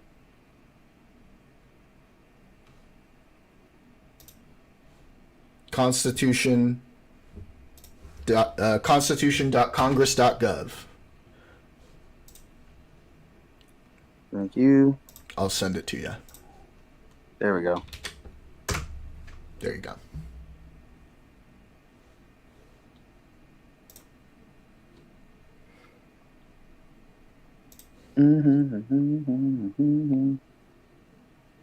So you believe he is violent? All right. Section article. Which one are you looking at? So that has Clause 1 right there, and then there's sub Yep. pieces that'll break it down even more. Yeah. But right there, Clause 1, general welfare, you'll see it right there. Right on that page I sent you. It's that paragraph right at the top. general welfare, relatedness, and independent constitutional bars. Are you talking about that one, or Did you see the one that I sent you? general welfare? Okay, my bad. I thought you were looking at Yeah. all the other articles. Those are all subsections of Clause 1. All of those things are subsections of Clause 1. Right. Yeah. So, essentially, it says, but all duties, imposts, and excises shall be uniform throughout the United States. Do you think that's the part that he is breaking? No. Does he not? Or the- Power to lay, collect taxes, duties, imposts, and excises. To pay the debts and provide for the common defense and general welfare of the United States. That's the part that he's violating. That he's doing an executive order aren't like essentially all executive orders kind of anti-constitutional? No, executive orders are not law. Executive orders can be overturned by the Constitution and by the Okay, courts. so what exactly do you think that he's doing that's breaking the Constitution that couldn't be overturned then? Well, that's the thing. The things that he's doing, a lot of them are being stopped by the courts on the grounds that they're unconstitutional.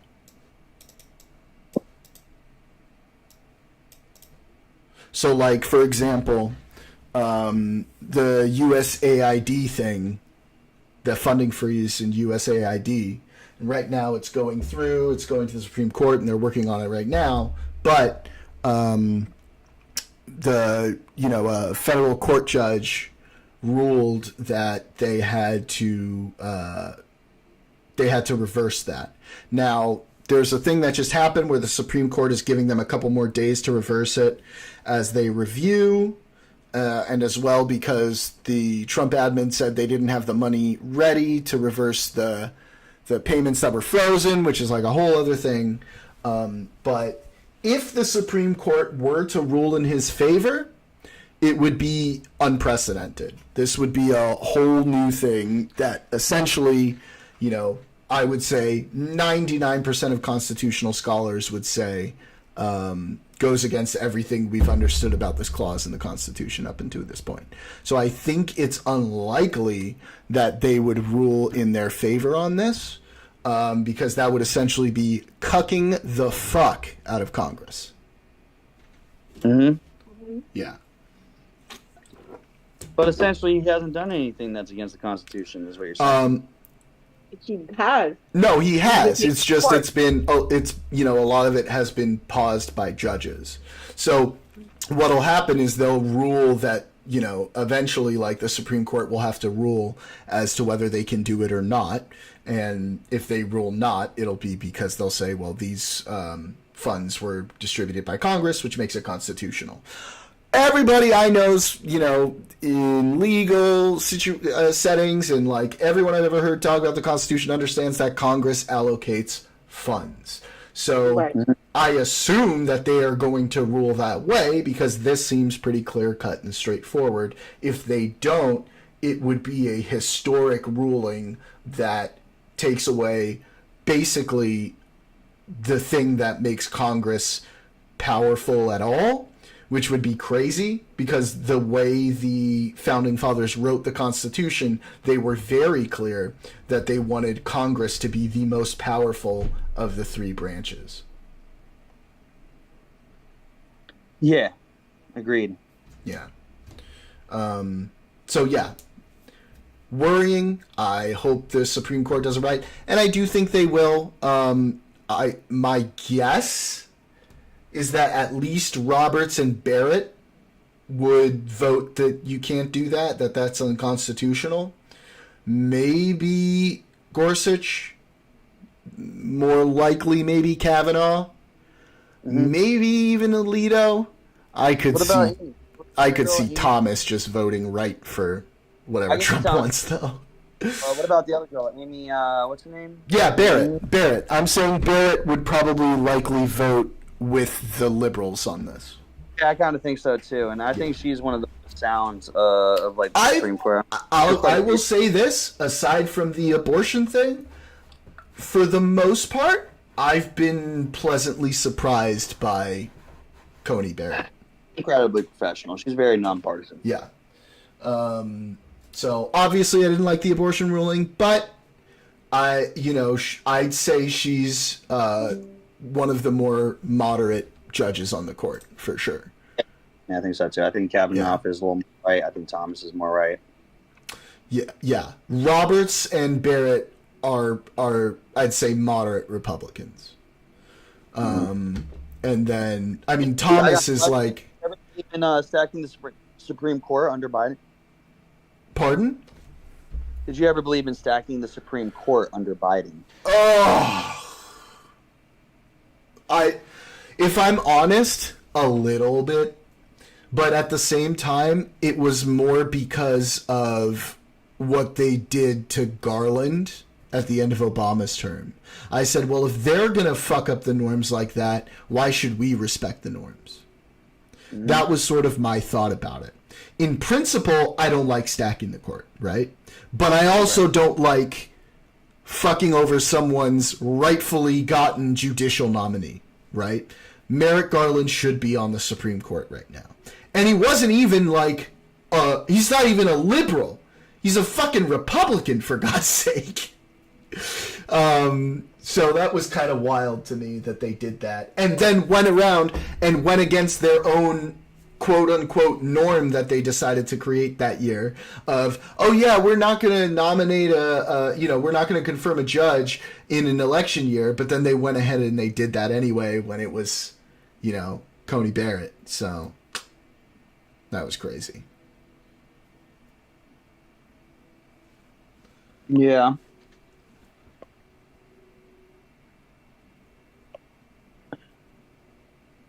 All right. Well, again, also speculation. Everything seems to be constitutional and correct in the meantime. Well, it's constitutional and correct because the judges are stepping in and stopping them, right? Yeah, exactly. Right? It becomes a problem if he doesn't obey the rulings.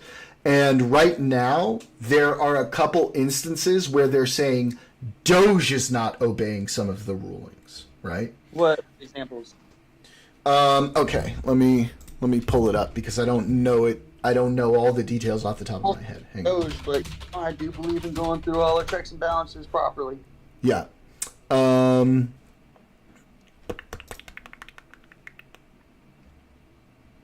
Okay, so what I've heard is that there are complaints coming from departments that Doge is not following the federal judge block of Doge accessing sensitive information from the education department or the Office of Personnel Management. And then there was the same thing with the Treasury as well. And so that's going through the courts as well, that they put those orders out, those restraining orders out, and that apparently they were still violating those restraining orders. And that's probably because they have these fucking kids who are like 19, 20, 21 who like don't have like brains that understand fucking consequences for things. And so like I'm not super surprised. But I don't know. I hope Trump sits Elon down and is like, "Yo, you've got to listen to the judges or something, or somebody does." I don't know. Because yeah, they need to obey those judges' orders. Yeah, because they were banned from accessing personal data. And let's see. Jordan, stop it with that shit. Man, say it out loud, Q. With what? He said, Jordan, stop with the bullshit. What bullshit? Everything's fine. It'll be okay. Look, stop with the bullshit, Jordan. I still believe in our institutions. I believe that they will stand up and do the right thing, right? Judges will do the right thing. We will enforce our laws, and things will move forward. But it's definitely concerning because we've never seen this kind of stuff happen before to this extent. And so, yeah, that's where not good. Because there are ways to do the things that they claim they want to do without doing it this way. So it's pretty scary to see how somebody like Musk, who has no knowledge really of how any of these things work, go through and take a machete to these, institutions. If we had somebody, who had been in the government for a long time, who understood these institutions really well, who understood where those weaknesses are and where they need to be fixed, I'd probably still whine about it because I'm a liberal and I like me government spending, but I'd be a lot less, worried about it in that sense. Mm-hmm. Can you mute it for 1 sec? Yeah, you're good. All right, hey, Nope. Okay. Hey, buddy, I'm gonna get going. All right, brother. How long are you gonna be on for? I'm gonna be on for like another couple hours. Okay, I might hop back in on my way home when I'm driving. All right, home. but if not, dude, always good talking to you, man. And yo, Q, good chatting, brother. Good to hear from you, man. I hope you come back around and watch my stream. And if I piss you off, rage in the chat. Let me know about it. Politics, bro. You don't pay attention. Yeah, I know. Fair enough. But good hearing from you guys, bro. Y'all take care, Never man. pissed off. He said you missed him. He said he's never pissed off. Yeah. All right. I'll talk to y'all later, man. Peace out. Later, brother. Peace.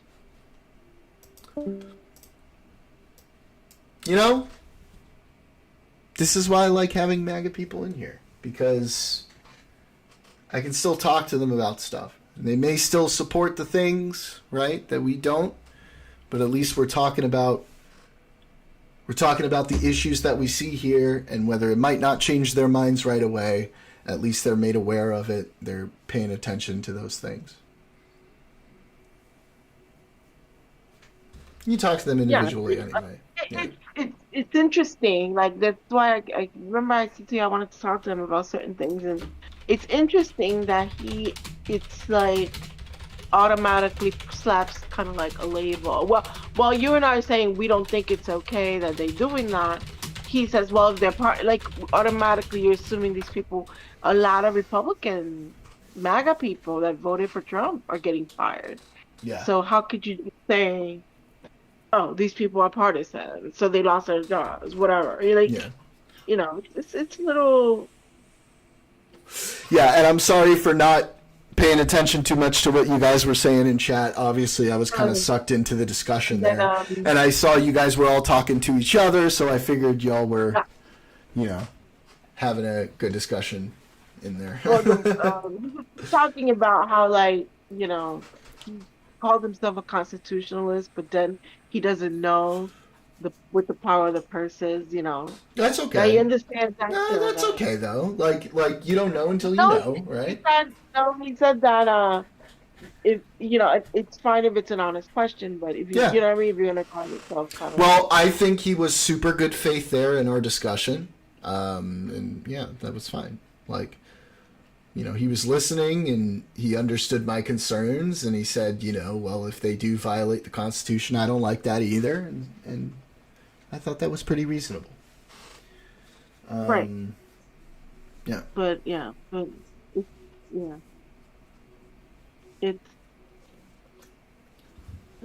it's the perspective, because I don't like I told you before, it's like I'm not trying to change his mind. I just want to know how did he draw these conclusions? What exactly happens at his mind? I think we should question everything, whether it comes from the left or the right, and we should be honest about if it's wrong, it's wrong, whether it's coming from the right or the left. And to just be all in, I'm fine. He's doing what, mind you, he hasn't even done the stuff that he said he was going to do, and the war, lower prices, but he's he's doing everything plus, he said no wars, and we're going to Gaza, yeah, I know. Also, Matt, I don't know if you're still watching, but welcome to the stream, buddy. Good to see you around here. Matt's an old friend of mine from College Charleston when I went there. I did the Discord, you want to join the Discord. Yeah, guys, seriously, jump into my Discord server if you guys want. There's a lot of discussion that happens in there.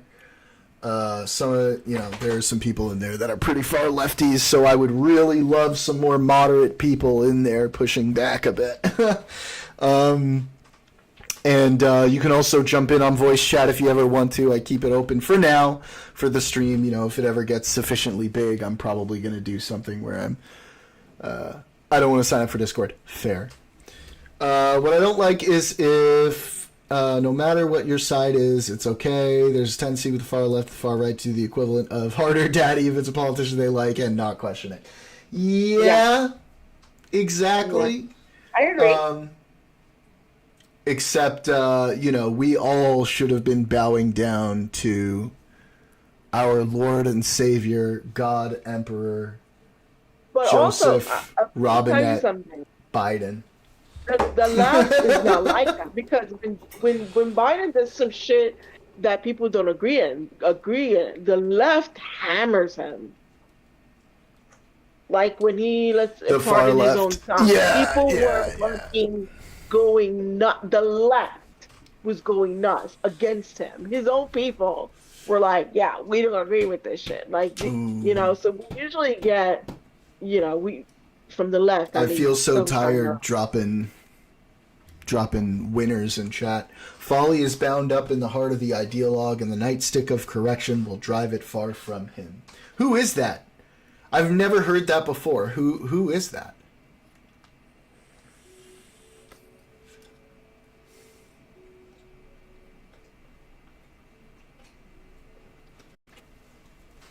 But basically, yeah. But you hardly see the right saying, "Oh, these people were wrong." Usually they just. But the left, they have no problem Book of Proverbs. hammering. Oh, that would be why. That would be why I don't know. Is because I'm a Jew. So, I'm an atheist, but I was raised a Jew. Kamala lost. Oh my God, the left was going nuts. Oh, she lost because of this. She lost because of that. Oh, she did this wrong. Oh my God, they wouldn't stop talking about it. How dare you, Daniel? He loves to call me Lil Gup. He loves to call me Lil Gup. Yeah. So we have a tendency to hold our side accountable for the shit they say. Yeah, but sometimes it's like overly accountable, right? It's like too accountable. Yeah, that's what I'm saying. We hammer hard at our own people, and it's like so accountable that they are now not holding our people fucking accountable, like Eric Adams, for fuck's sake. Right. You got it. They hold them so accountable that they get afraid to hold anybody else accountable for what they're doing. Well, yeah, but I'm not saying we should be letting Eric Adams off the hook. Fuck that guy. He broke the law. But, they're pardoning our people? For fuck's sake. Right. So, right. Well, not pardoning. Dropping the case. Because they want something, quid pro quo. That's how or attempting to. Operate. We'll see if they actually drop the case. Well, Katie Hochul. Yeah. I mean, the governor. She's not removed, but she had a hearing on that, and she could have done it. She didn't. They're going to limit his powers. They're going to limit his. But now what he's doing is he's claiming election interference, like Trump did. So if they prosecute him, that's election interference. That's he's doing it Trump. Mm-hmm.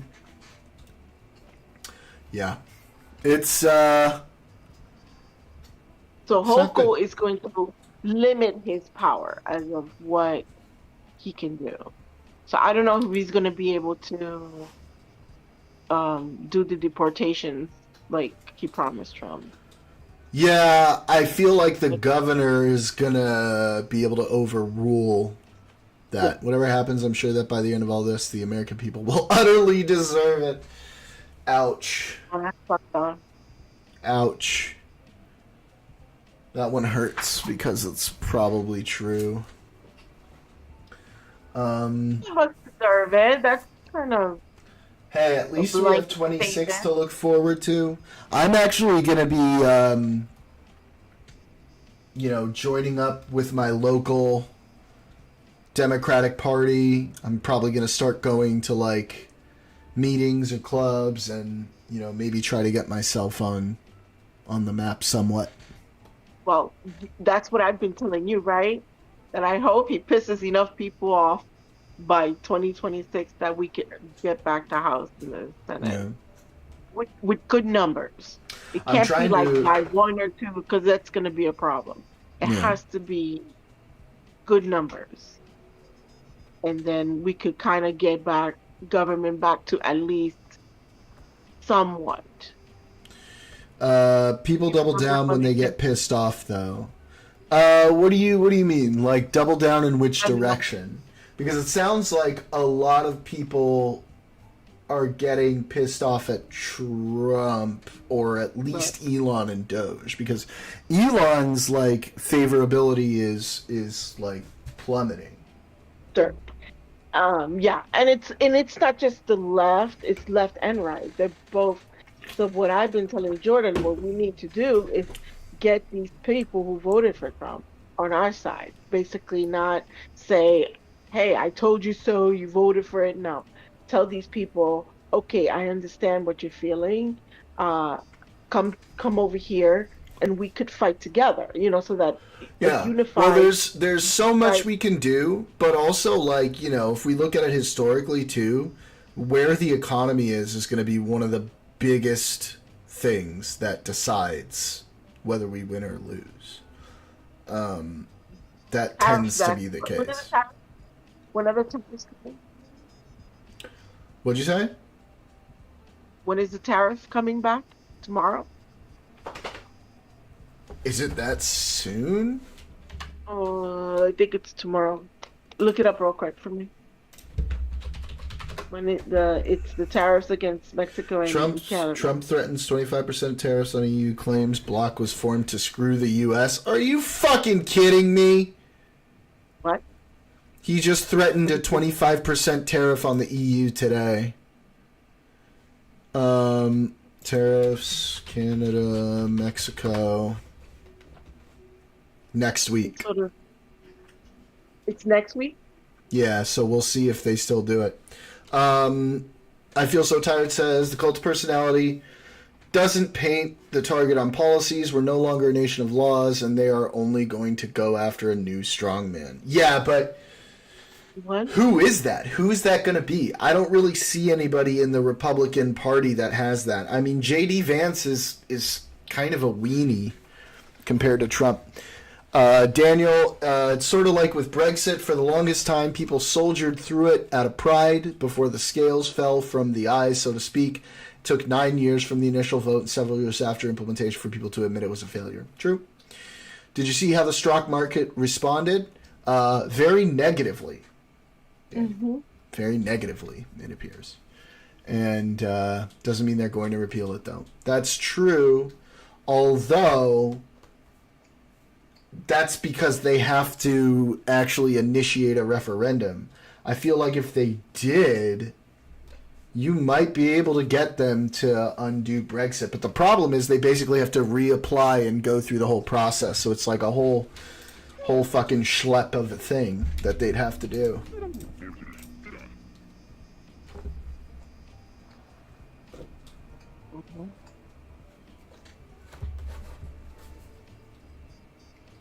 But yeah, I think we just need to get some of these people. If we could get enough people to feels,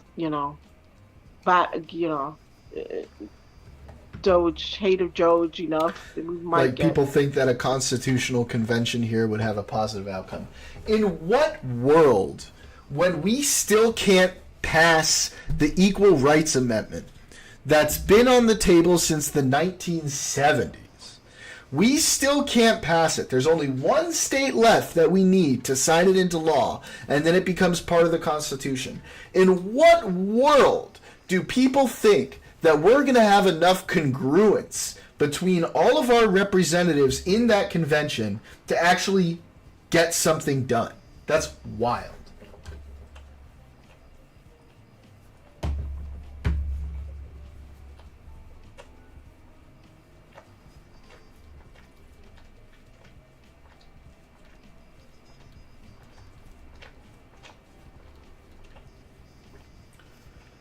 Yikes.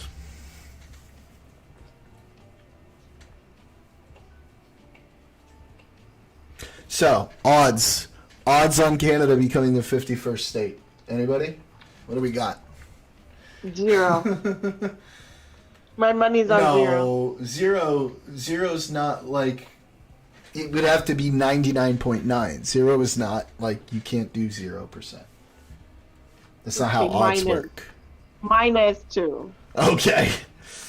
What I don't like is there's a cadre of people who know how this is being played. When Trump started on the immigrant thing, saw the stocks of for-profit prisons go to the moon. Yep. True. And then you have El Salvador and Bukele stepping in like, we'll Right. take them. You got to give me Right. this one, Jordan. Will Google Al Borland, JD Vance. Okay, let's see. Let's see.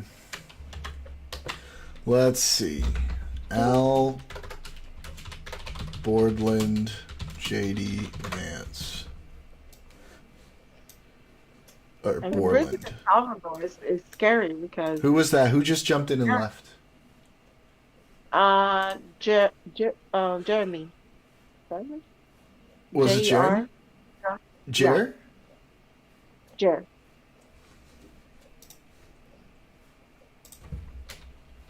Oh my god, that's so funny. That's the guy from Home Improvement. Are they making him? Are they acting? Yeah, I'll give it to you, but also, how dare you besmirch Al's name? I know, right? Oh, ouch. I used to love that show when I was a kid. Home Improvement. Used to love that show when I was a kid. I don't know. You might be a little bit older than me. I feel so tired. It had a laugh track, for Showtime. God's sake. Yeah, but I was a child. I didn't care.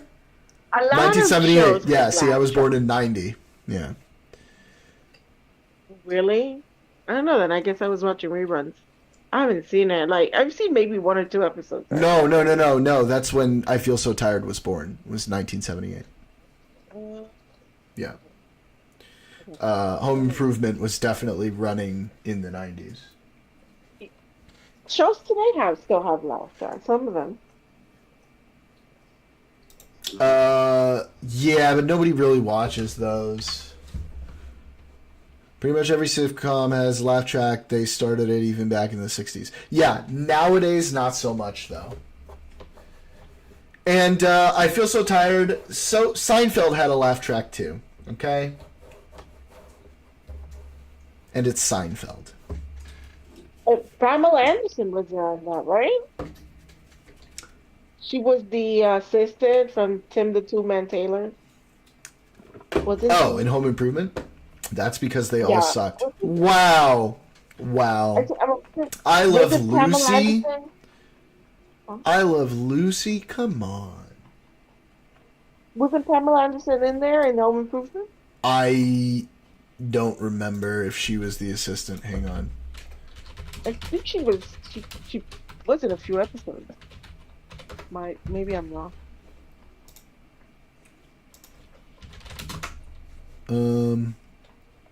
Tool Time Girl, first Lisa Pamela Anderson, and later Heidi Debbie Dunning. So yeah, she was. You guys are right. She We're was talking there.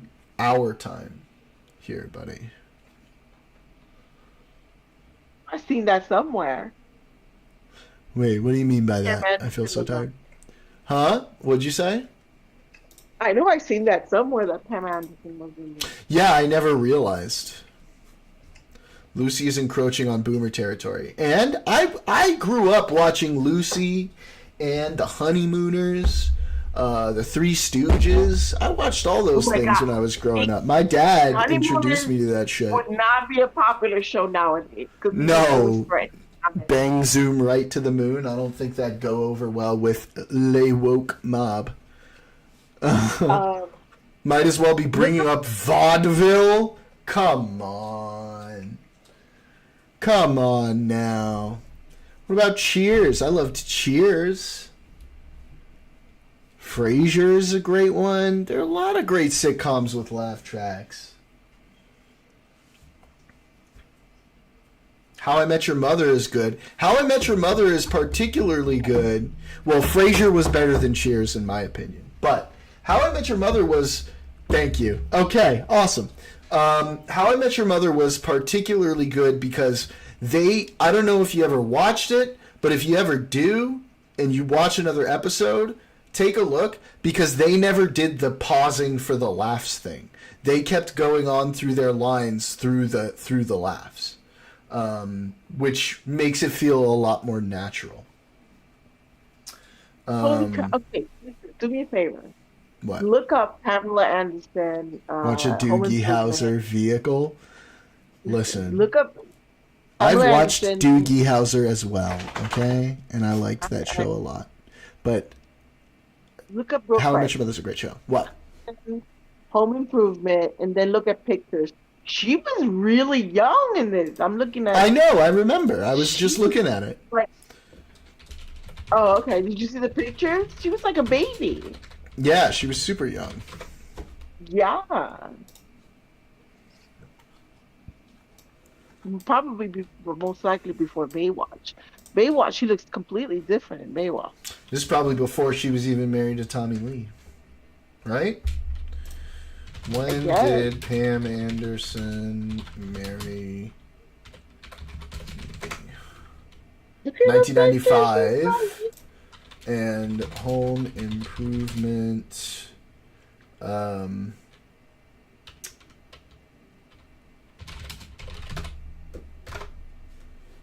Yeah. Season 1 was in 91. So yeah, it was before.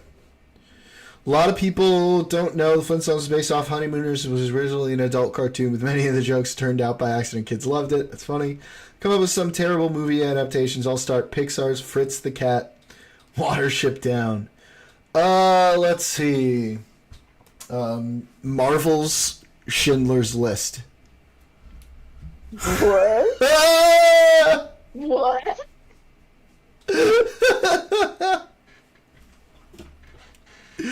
Good Lord. Oh, this come up with some terrible movie. Channing Tatum's Hamlet. Big Trouble. You know what, though? Channing Fritz the Tatum's a Cat. decent enough actor. But Hamlet would be something, I think, from him, for sure. He's just not the right fit for it. What else we got?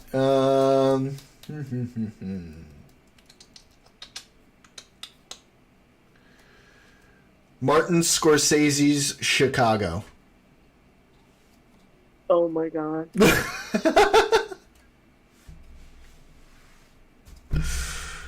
Oh. X starring Angelina Jolie as Malcolm X. No makeup, just the glasses and bow tie. Oh man. You know what one of the best jokes on the internet I saw for a while was if they were gonna recast, and it doesn't hit as well anymore because of more recent developments, but if they were gonna recast Kang, they needed to do it as Robert Downey Jr., but the Robert Downey Jr. from Tropic Thunder. Oh my god. Oh my gosh. Who made the movie you said? Oh my god, I've got it. Spike Lee's Birth of a Nation.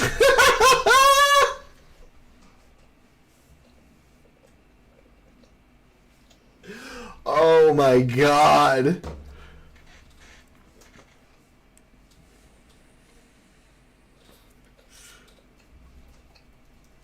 What were you gonna say, Candy? Who did the movie Citizen Kane? Yentl starring Shaq. Amazing. winner. Citizen Kane.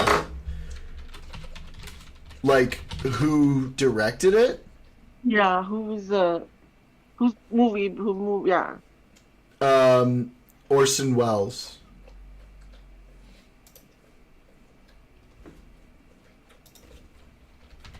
He directed, produced, and starred in Pee Wee Herman's Braveheart. You know, my improv teacher at acting school was actually one of the writers on Pee Wee Herman, and he won an Emmy for it. George McGrath. He's a good dude.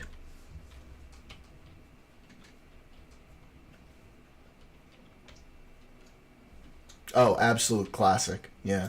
And he's a great teacher, too. I mean, he knew his comedy. I had a lot of fun in his classes. Still friends with him on Facebook. Does the occasional birthday wish.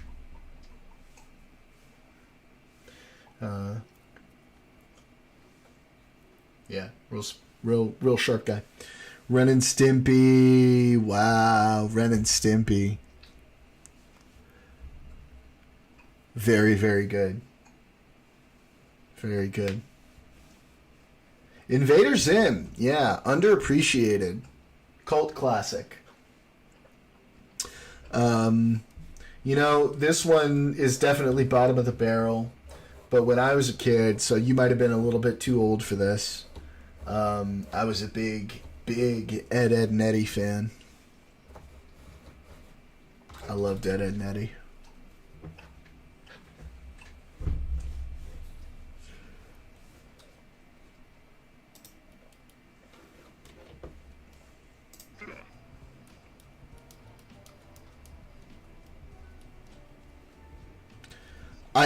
Dude, even as a child, I thought SpongeBob was annoying as fuck.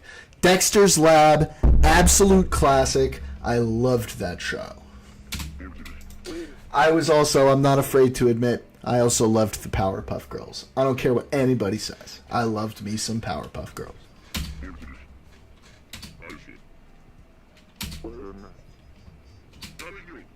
Johnny Bravo is a good one, too.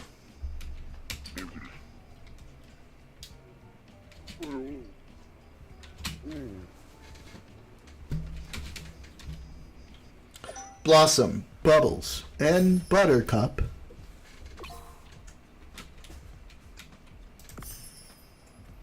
Space Ghost. Yes, sir. I used to watch all those Cartoon Network things.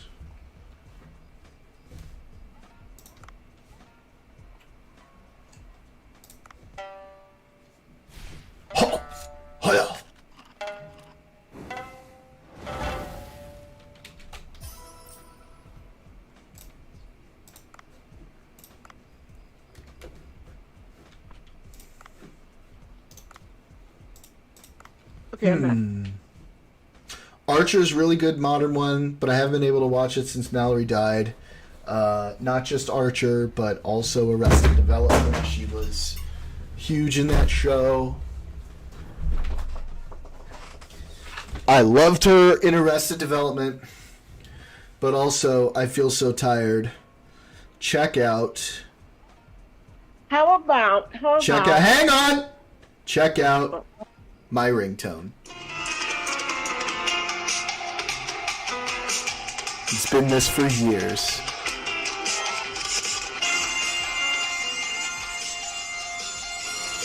Oh, yes.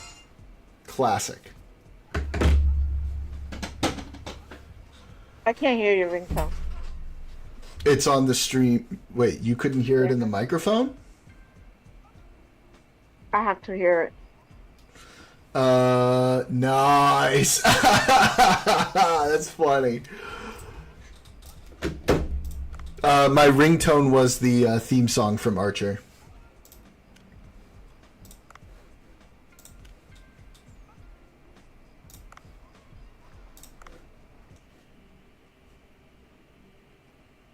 Hold on. Oh, I don't know what that is. Archer? Yup. Oh, no. You gotta watch Archer. My ringtone is One Piece. One Piece? Okay. Okay. Yep. I've only watched like the first 20 episodes of One Piece. I really need to watch a lot more of it. Okay. Can I say one though? Okay. So you know the movies mixes that you were talking about. Mm-hmm. How about It is a Morgan bit of an Freeman? investment. Morgan Freeman in the Barbie movie. Morgan Freeman in the Barbie movie? Insane, right? As what?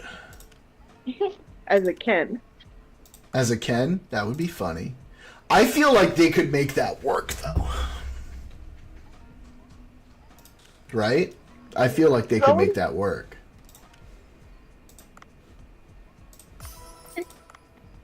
What?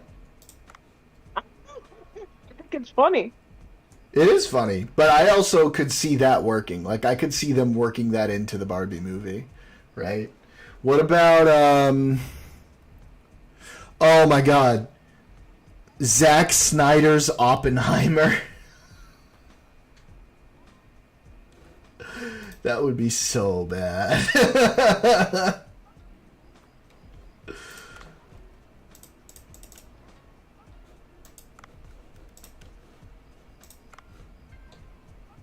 Quentin Tarantino's Harry Potter. I was wondering when we were gonna work some Tarantino in there. Michael Bay's Sound of Music. Oh my god. Oh my god. That might be the new best one we've heard so far tonight. That would be awful. What? What about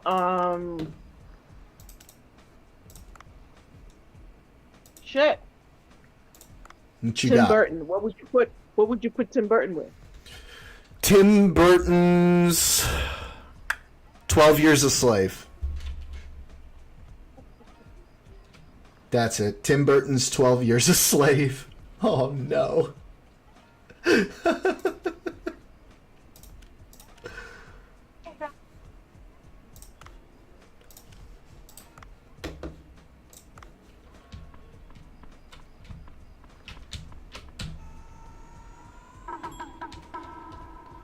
Sushi. I don't have it yet. I don't have it yet, lady. You're gonna have to wait. Who are you talking? Oh, to the lady. Yeah.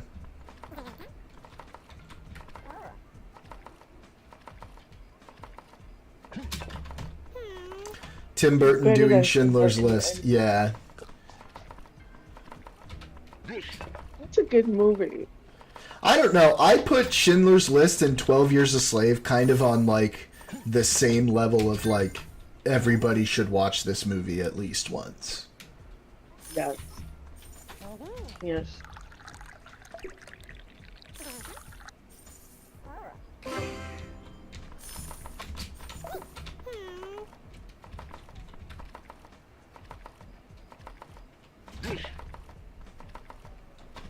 Timothy Chalamet's Rocky. I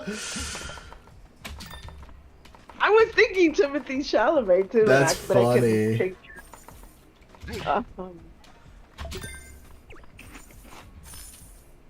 Rocky or Rambo or something like that, right? Yeah. Dave Bautista's Girl with the Dragon Tattoo. Wow.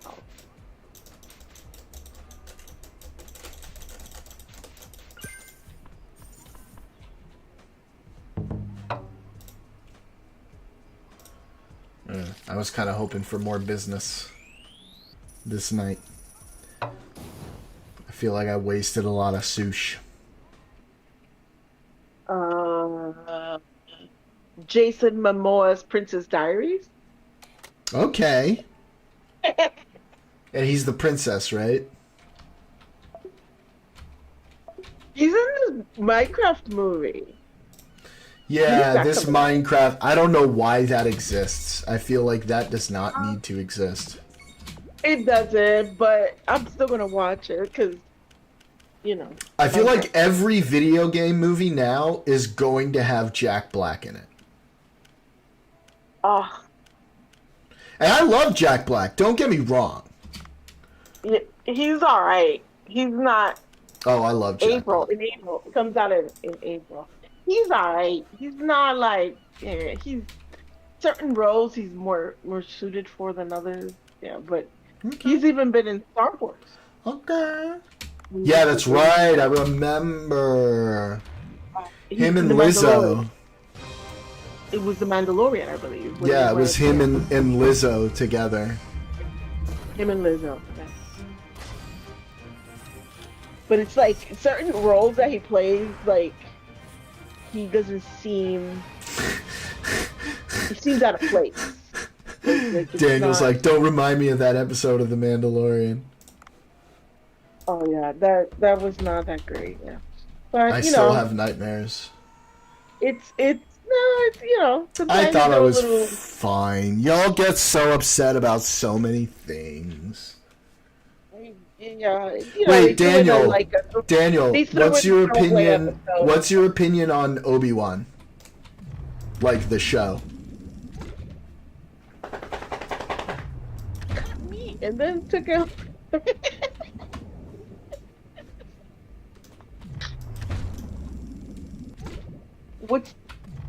Guys, what's your opinion on Obi-Wan? Yeah, I'm waiting for him to say. Lars von Trier's Amelie. Oh no! Oh my god.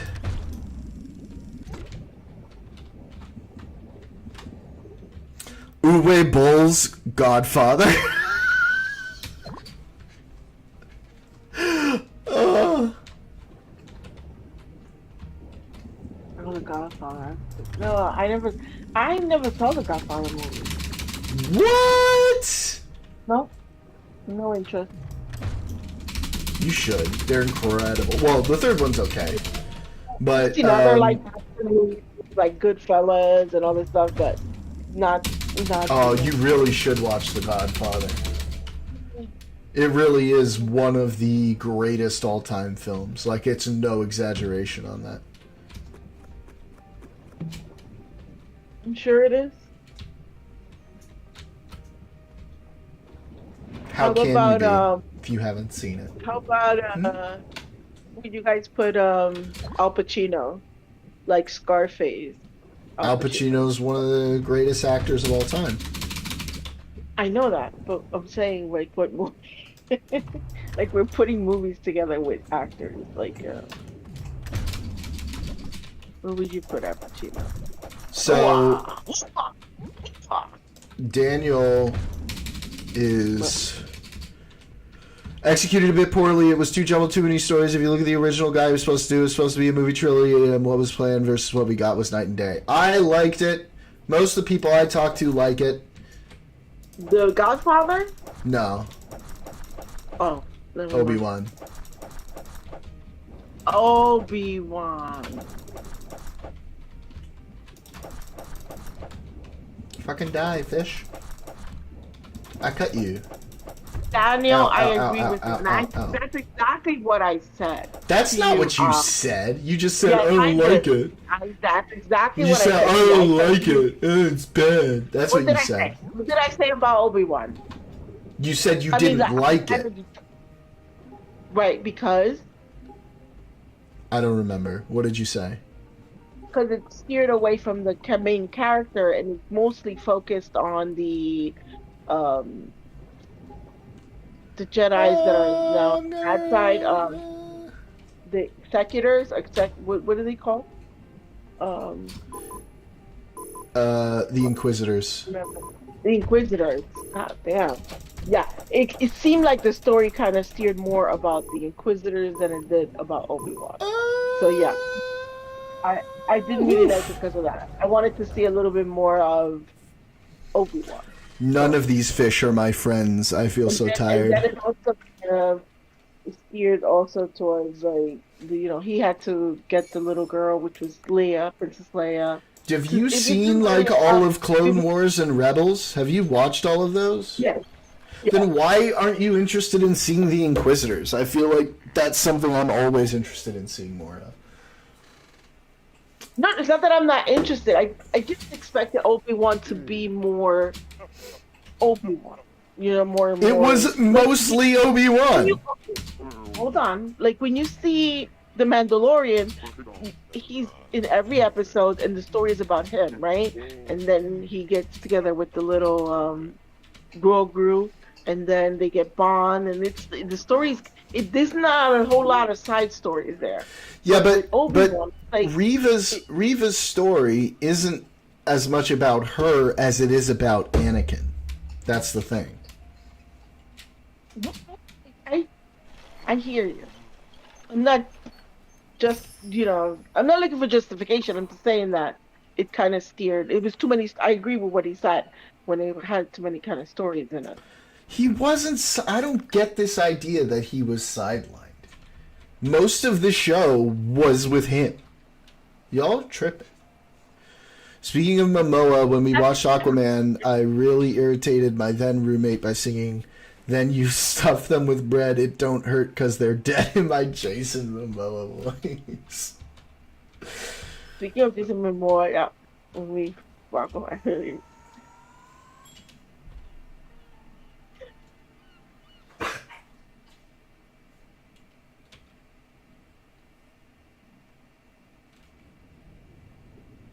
Doesn't have a broad vocal range. It's very true. Daniel, I'm with Daniel on that. Because you only have 8 know. episodes. That's part of it. And the main characters kind of. I know. But like, also, you have to keep in mind, like, to a certain extent, there are certain restrictions on what you can do with the character, because we're doing an in-betweeny, right? Right. Like, there's shit that happens later. Which I dislike, just Disney or Star Wars in general, is like, if you're gonna give me 8 episodes, give me 8 1-hour episodes, or 8 45 minutes. Because one episode would be 45 minutes, another episode would be 100 and something minutes. So, like, hang on, let me answer Daniel. Because I feel like they weren't gonna trot those out just yet. They probably wanted to save them for like some later time. Because Ventress especially, and to an extent Barriss Offee, who did Barriss show up somewhere later? I feel like she did. Or we're getting hints of it, I don't remember. But regardless, Ventress is like, at this point, is sort of like blowing your load a little early, no? No. Ooh.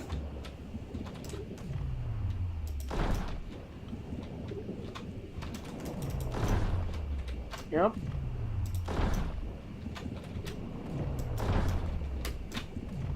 Yep. Ah! Got him.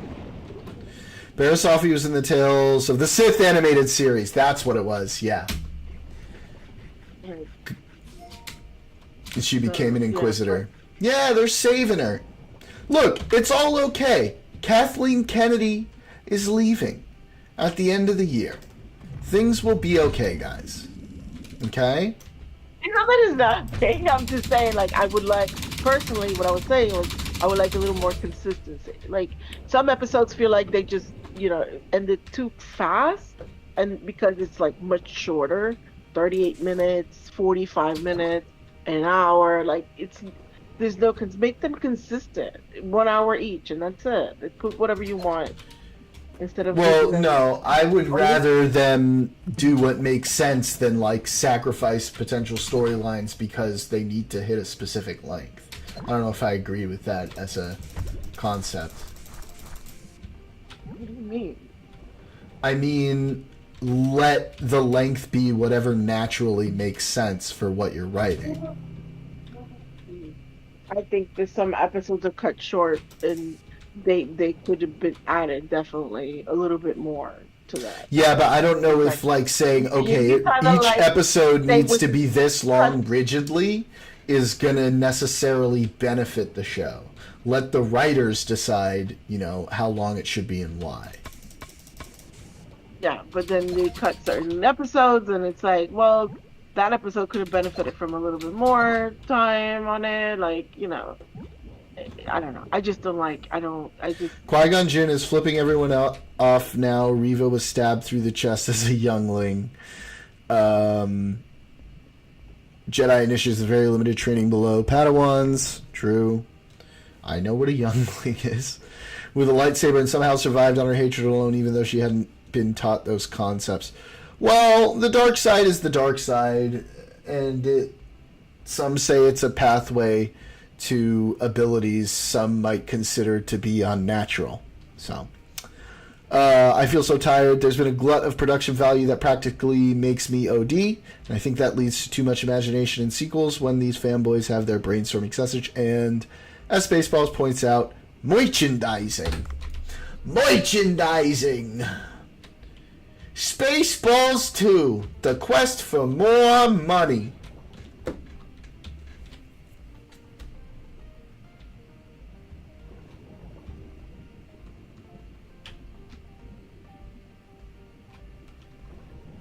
Oh, no.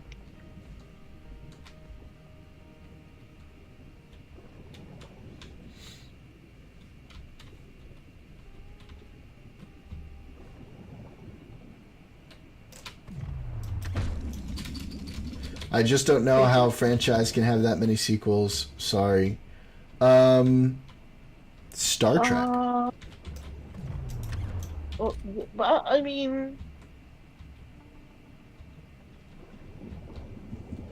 yeah, based on each character, if it's a character rich kind of Franchise, yeah. Yeah, you could do side stories for each person. Yeah, you can get away with it. Yeah. But Star Trek has like such a wide array. God damn it. This is bad. Oh, there it is. Oh, thank God. And then it also lends the opportunity to introduce characters that we didn't know were in play. Like in Rebels, Star Wars Rebels, we didn't know all that stuff with Caleb and stuff. Yeah. So it gives the opportunity. You want an to Inquisitor introduce story characters. done well? Look at Trila Sadari from Jedi Fallen Order. Yeah, indeed. Both games have great stories. Dark Crystal did it in an hour and a half, though. Yeah, well, lots of things did things in an hour and a half. Right, but they weren't really no specific character. Right, the main again. There's so many characters in Star Wars. Like one of the characters that wasn't even from the beginning, wasn't even in the series until they started doing 1, 2, 3 was Darth Maul. Yeah. And he's such a good character. And he's such an interesting Yeah, but we didn't character. really know much about that character until we got like spin-offs, like Right. Clone Wars and Rebels.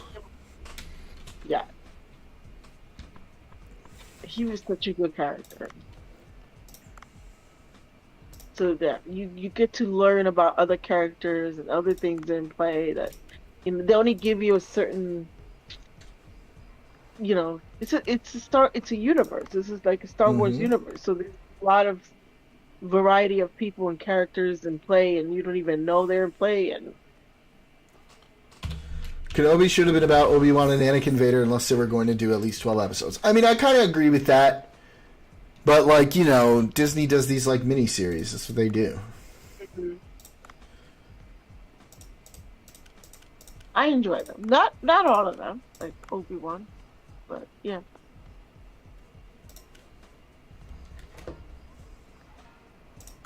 Ahsoka Tano is good, but I love again, you have Ahsoka. to watch Rebels in order to understand Ahsoka Tano. A lot of people watch Ahsoka Tano and they didn't know what the fuck they're looking at because it's like a continuation of Rebels. So You know what series they haven't done yet? No, Daniel, I do not know what series they haven't done yet. They should make it and the cartoon version occupy the same cinematic universe.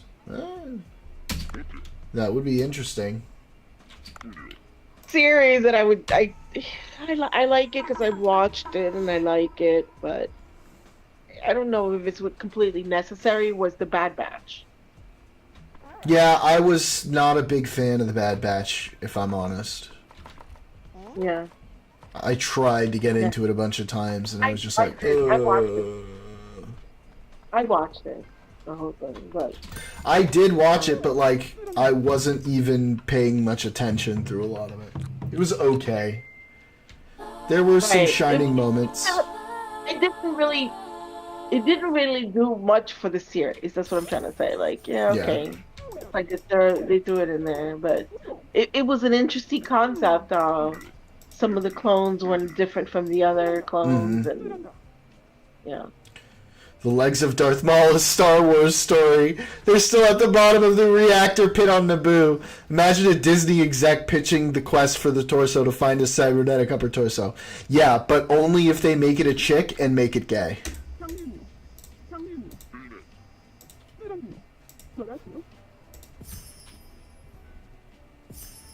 Darth Maul has to be one of the hardest characters to kill. Oh, for sure. And then I love how, like, at the end, he's so hard to kill, and then Obi-Wan just bodies him without even breaking, like, a mild sweat. Like Neo against Smith at the end of the first Matrix movie after he resurrects, and it's like, oh, this is easy.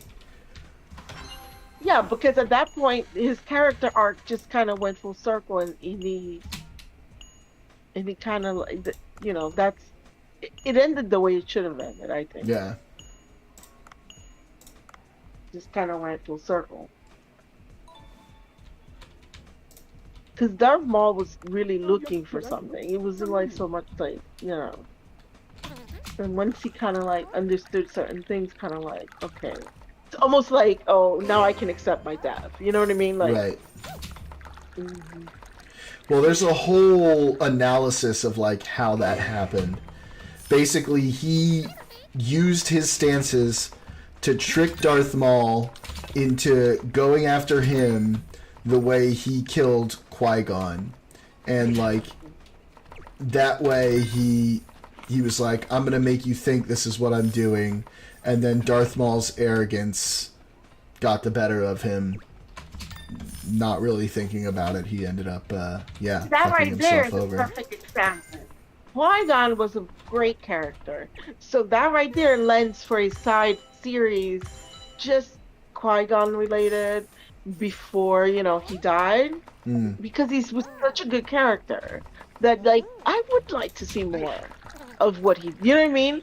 And that kind of lends itself to Well, the, whenever we get season 2 of Obi-Wan, we will get that Qui-Gon, sweet Qui-Gon action.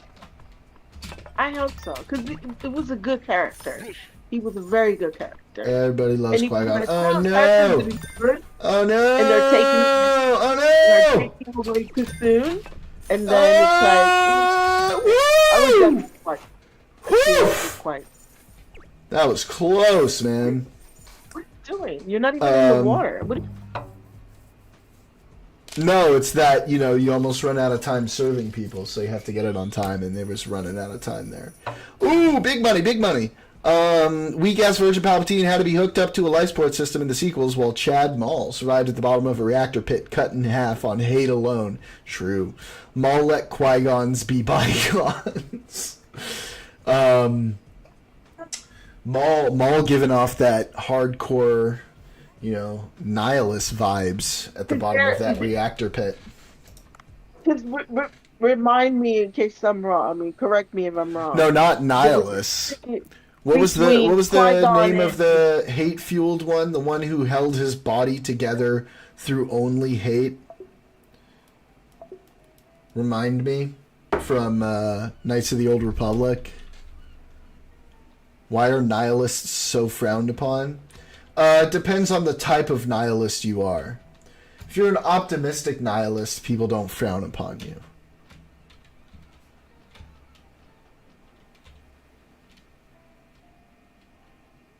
Correct me if I'm wrong, Jordan. Okay. But there's history between, right, Qui-Gon and Maul, right? in that he killed Qui-Gon, yeah. No, but before he killed. Nope. No. Nope. Nobody knew who he was. Sion! That's exactly right. Thank you, Daniel.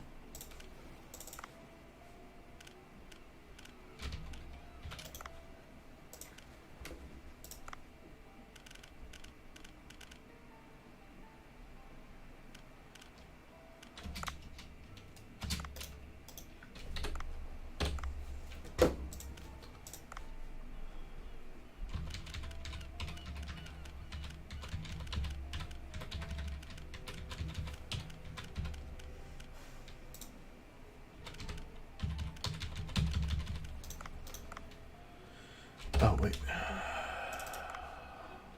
Okay.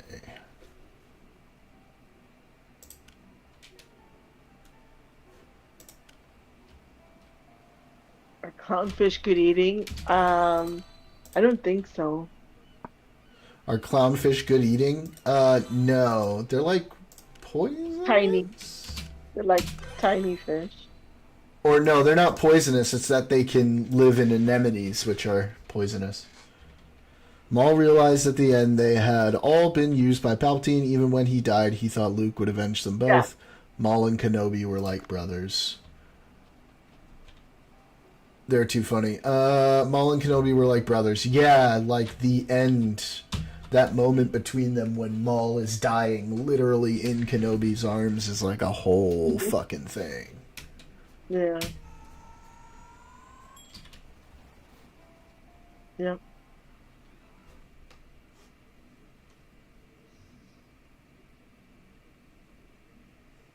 I'd like a good character arc. I love a good character. Needs less where pathos. They're too funny, clownfish.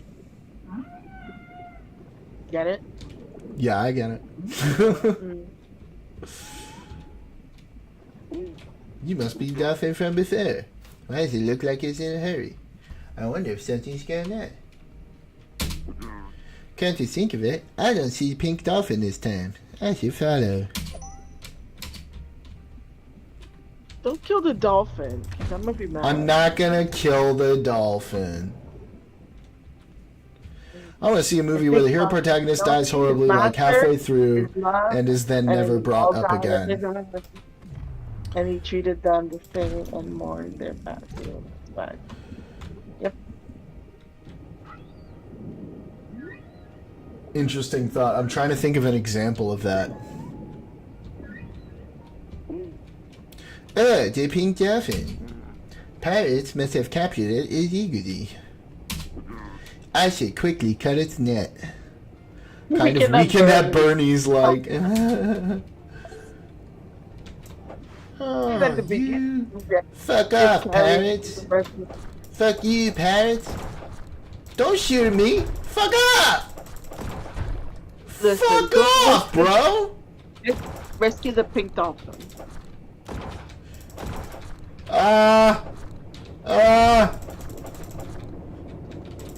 Do it. Ow.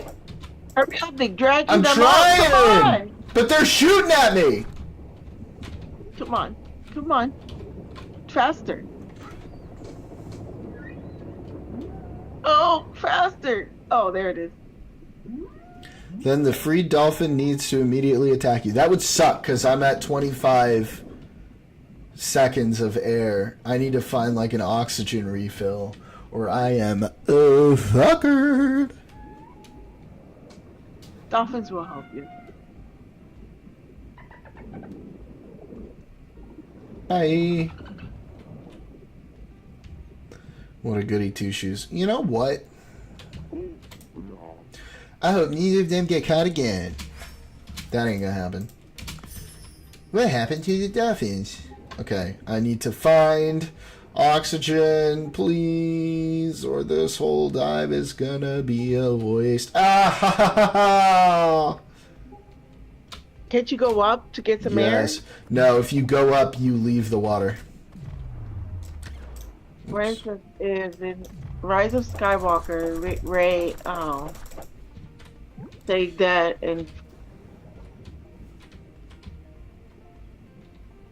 For instance, the Rise of Saga would rated say dead. I think that would have been a great way to wrap up her story. Instead of copying out, bringing her back, having all the Jedi possess her body to give her strength and cost her life. Yeah. Be like Cisco having a sacrifice needed. Give a Cisco.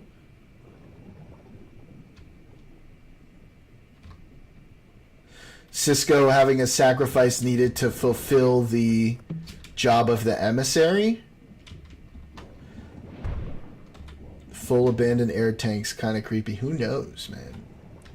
Who knows? I feel like you're just not supposed to look that deeply into it, if I'm honest. Boom. There we go. There we go.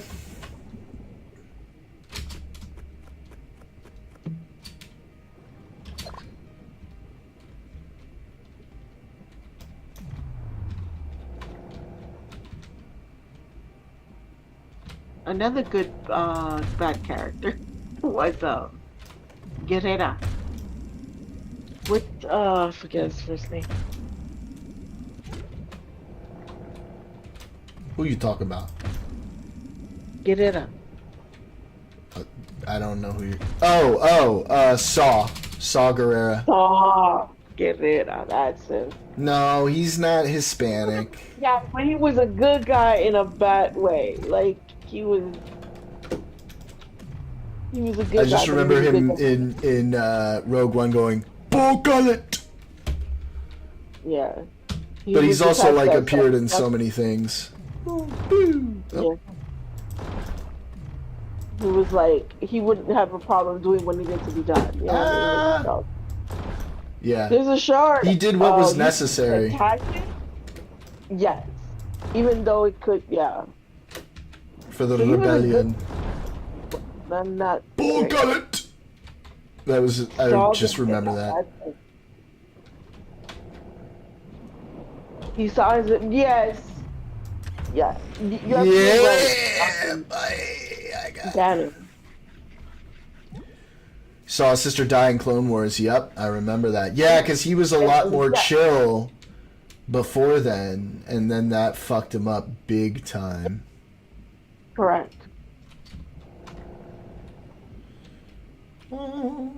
Barracuda.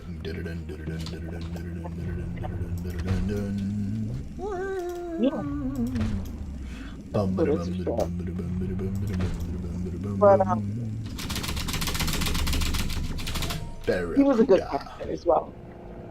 He was a good random character. Oh, I'm stalling on watching Dune 2. Should I? Oh. do I have room for these? No, I don't. I have to draw something. I have to draw something from here. How much space do I have? What if I drop You were asked the question. this guy? Oh, will this You were do asked it? the question. No.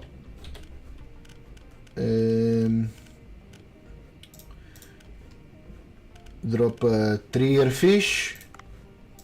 Ja? Yes. Mi hermano. I'm stalling on That's watching what we- Dune 2. Should I? Yes, you should. Dune 2 is very good. Oh, dude! Oh! Hey, what point does Dune 2 get good?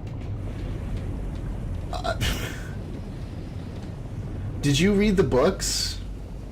Oh no. Okay, so then. If you are a fan of the books, you will like Dune 2. Yeah. Okay. It is very faithful as an adaptation. Okay. And what do you mean at what point does it Now get you're good? telling It's me good that all the way it's through. good. Does it exceed Lynch's version? Almost certainly. Lynch's version was weird and culty good, kinda, but it wasn't Dune. It was Dune-ish. Villeneuve's version is Dune. I did watch Dune 2 quite because I did like Dune 1. So Dune 2, you know. Against I watched- literal pounds of weed here. Listen, I've watched Dune 1984 a lot of times, okay? And I like it for what it is, But this is a much more faithful adaptation of Dune. Did you ever watch the sci-fi series? No.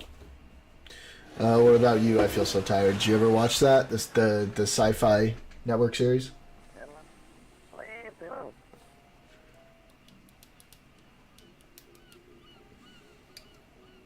They follow the book where he literally bends in the final fight. No, it was from like way back in the day. They did Dune, and Children of Dune. It was like in the early 2000s, and James McAvoy plays Leto II. And towards the end, he's like actually turning into the worm hybrid. It's fucking wild. Where he literally bends in the final fight. No, I don't think so. Not quite that. You know, they do need to keep it as cinematic as they can. Dramatic and so-called. But they do have a great final fight between him and Fade Routha.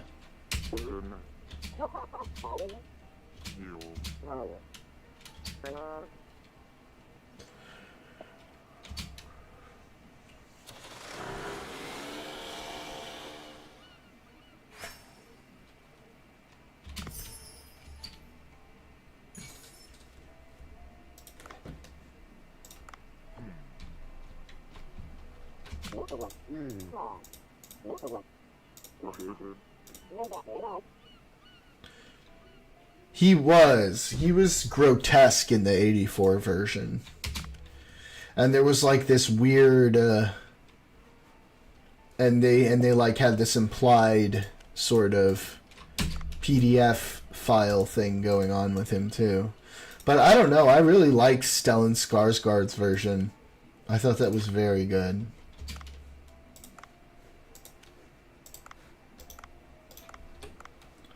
It was a lot more menacing.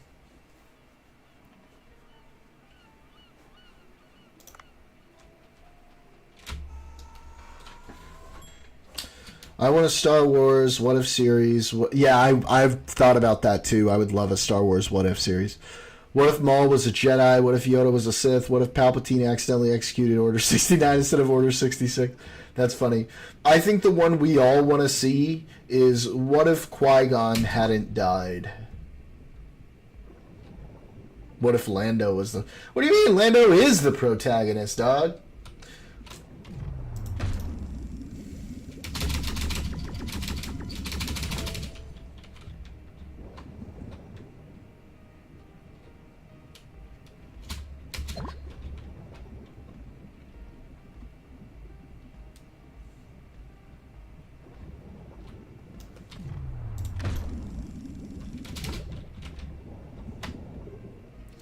Canon Darth Jar Jar. They did that in the Lego one.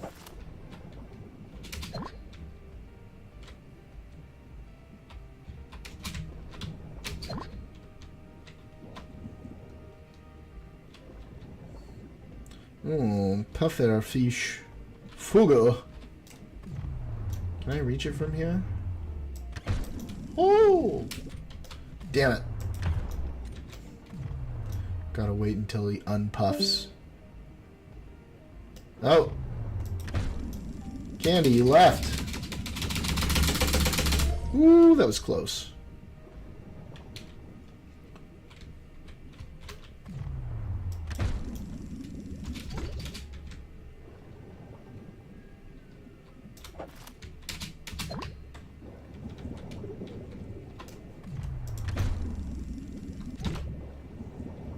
What have we got in here?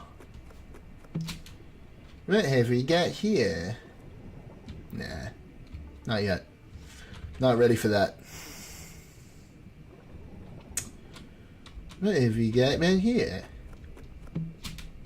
Ooh, cheap Japanese sodu.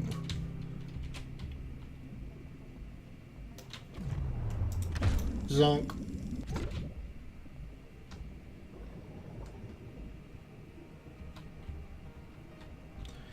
Quite the diverse ecosystem. Yes.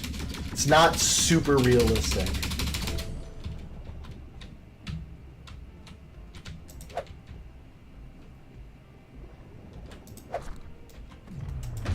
Oh no! Ah! Ow! Fuck off, lionfish. Nice. Zoop. Polar bears competing with you. That would be fun. Is there an ice area? I feel like there might be an ice area somewhere.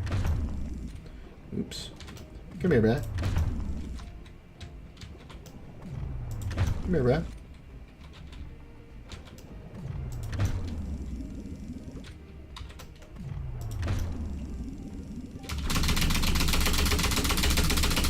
Shit. Yeah, I've seen the Darth Jar Jar theory. Certainly. I've certainly seen the Darth Jar Jar theory.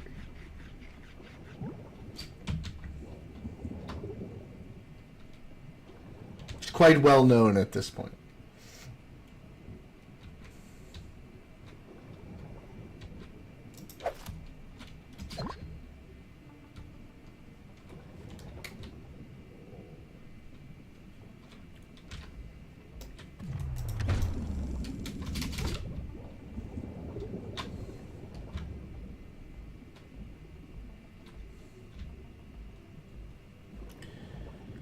You little fishies. I'm gonna eat you. Gonna be on my menu tonight.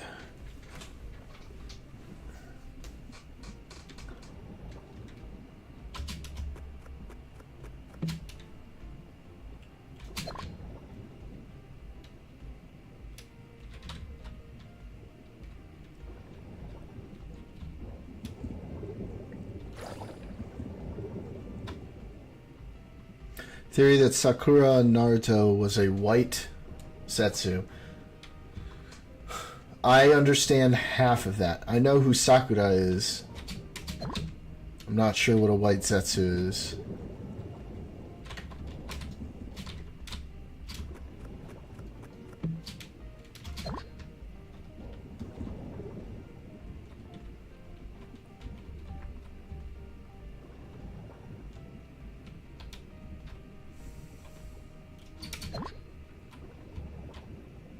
White Setsu is kind of a malevolent mimic.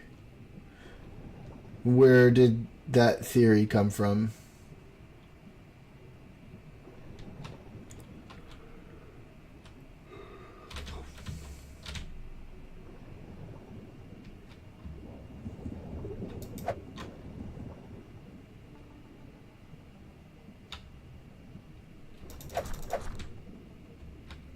She's always screwing up the plan, so they had to rescue her. Maybe she's just useless.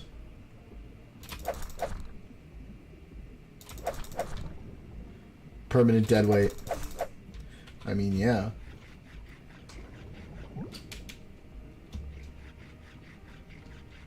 Ow! Fucking jellies. Nice. Nice. I still have room for something else. What about you? Or here, I'll, still have room.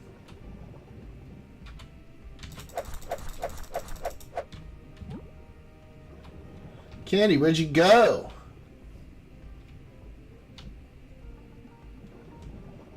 You left me.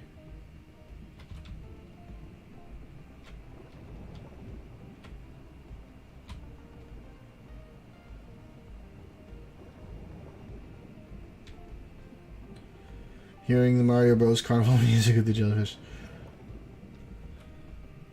Oh no.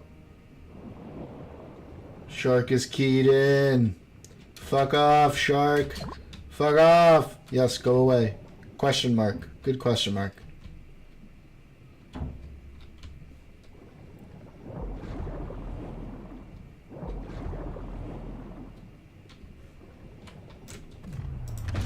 Blue Tang. Little red triggerfish. Okay, now we're out of space. What was your problem with Rock Lee?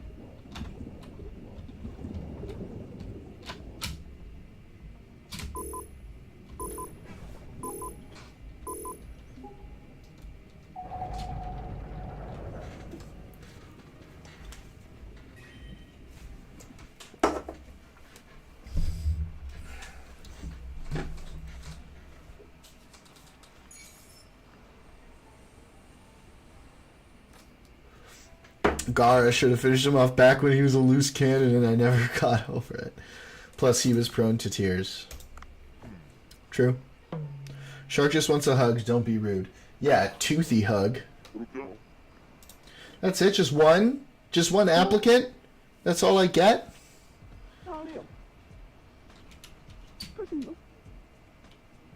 Hey, Candy. Did I get cut off and I didn't even know that? Yeah, you left. Did you think I was just sitting here being quiet? No, because I came back because I had muted my mic so that I could was watching something real quick and I didn't want to come over the microphone. And then he started writing about Naruto, and Naruto is my favorite anime. Naruto. Don't say it all Spanish. It's Naruto. Naruto. That's what I said. Uzumaki Naruto. Mira, estamos en América. Naruto. Okay? Uzumaki. Yes. Naruto is he got and I was coming back to say goodnight too. Anyways, but well, you leaving? I was gonna leave. I was coming back. I muted the mic. You think you're better I than was me? watching something, and I said, "Let me just leave." And then when I went back, you guys are talking about this, and now you got me hooked back in. Yeah. My favorite character is Gaara. Gaara's a good character. Oh, I like a character with a good arc. You know what I mean? Like, yeah, he was like evil. He started, and then he kind of like he changed, and then his people loved him and stuff. So yeah. Hi, Daniel. So yeah, I love Gaara. I like both the original and the new Karen Gaara. Both of those, like, he was a good villain when he was a villain, and then when he was turned good, it was even better. Like, it was even like, oh my god, like, like. So I've only watched Naruto. I haven't watched Shippuden. I've read the manga. Really? Why? I just haven't gotten around to it. You know how long these things are? Jesus. Not you. I'm talking to. Have you seen the entirety of One Piece? You guys gotta watch every single episode. I don't know if I possibly can do that. So, they're redoing it shorter though, like DBZ Kai. So I might watch that. Yeah, I might watch that. Redoing One Piece shorter is still fucking. It's still gonna be a big deal, yeah, for sure. It's still like trying to watch almost, it's still the entire Simpsons. It's already too long. I know you'll appreciate this joke. Earlier we were talking about like different Star Wars related stuff, and then other Daniel said in chat, he said, wait, what was it? I want to find it again.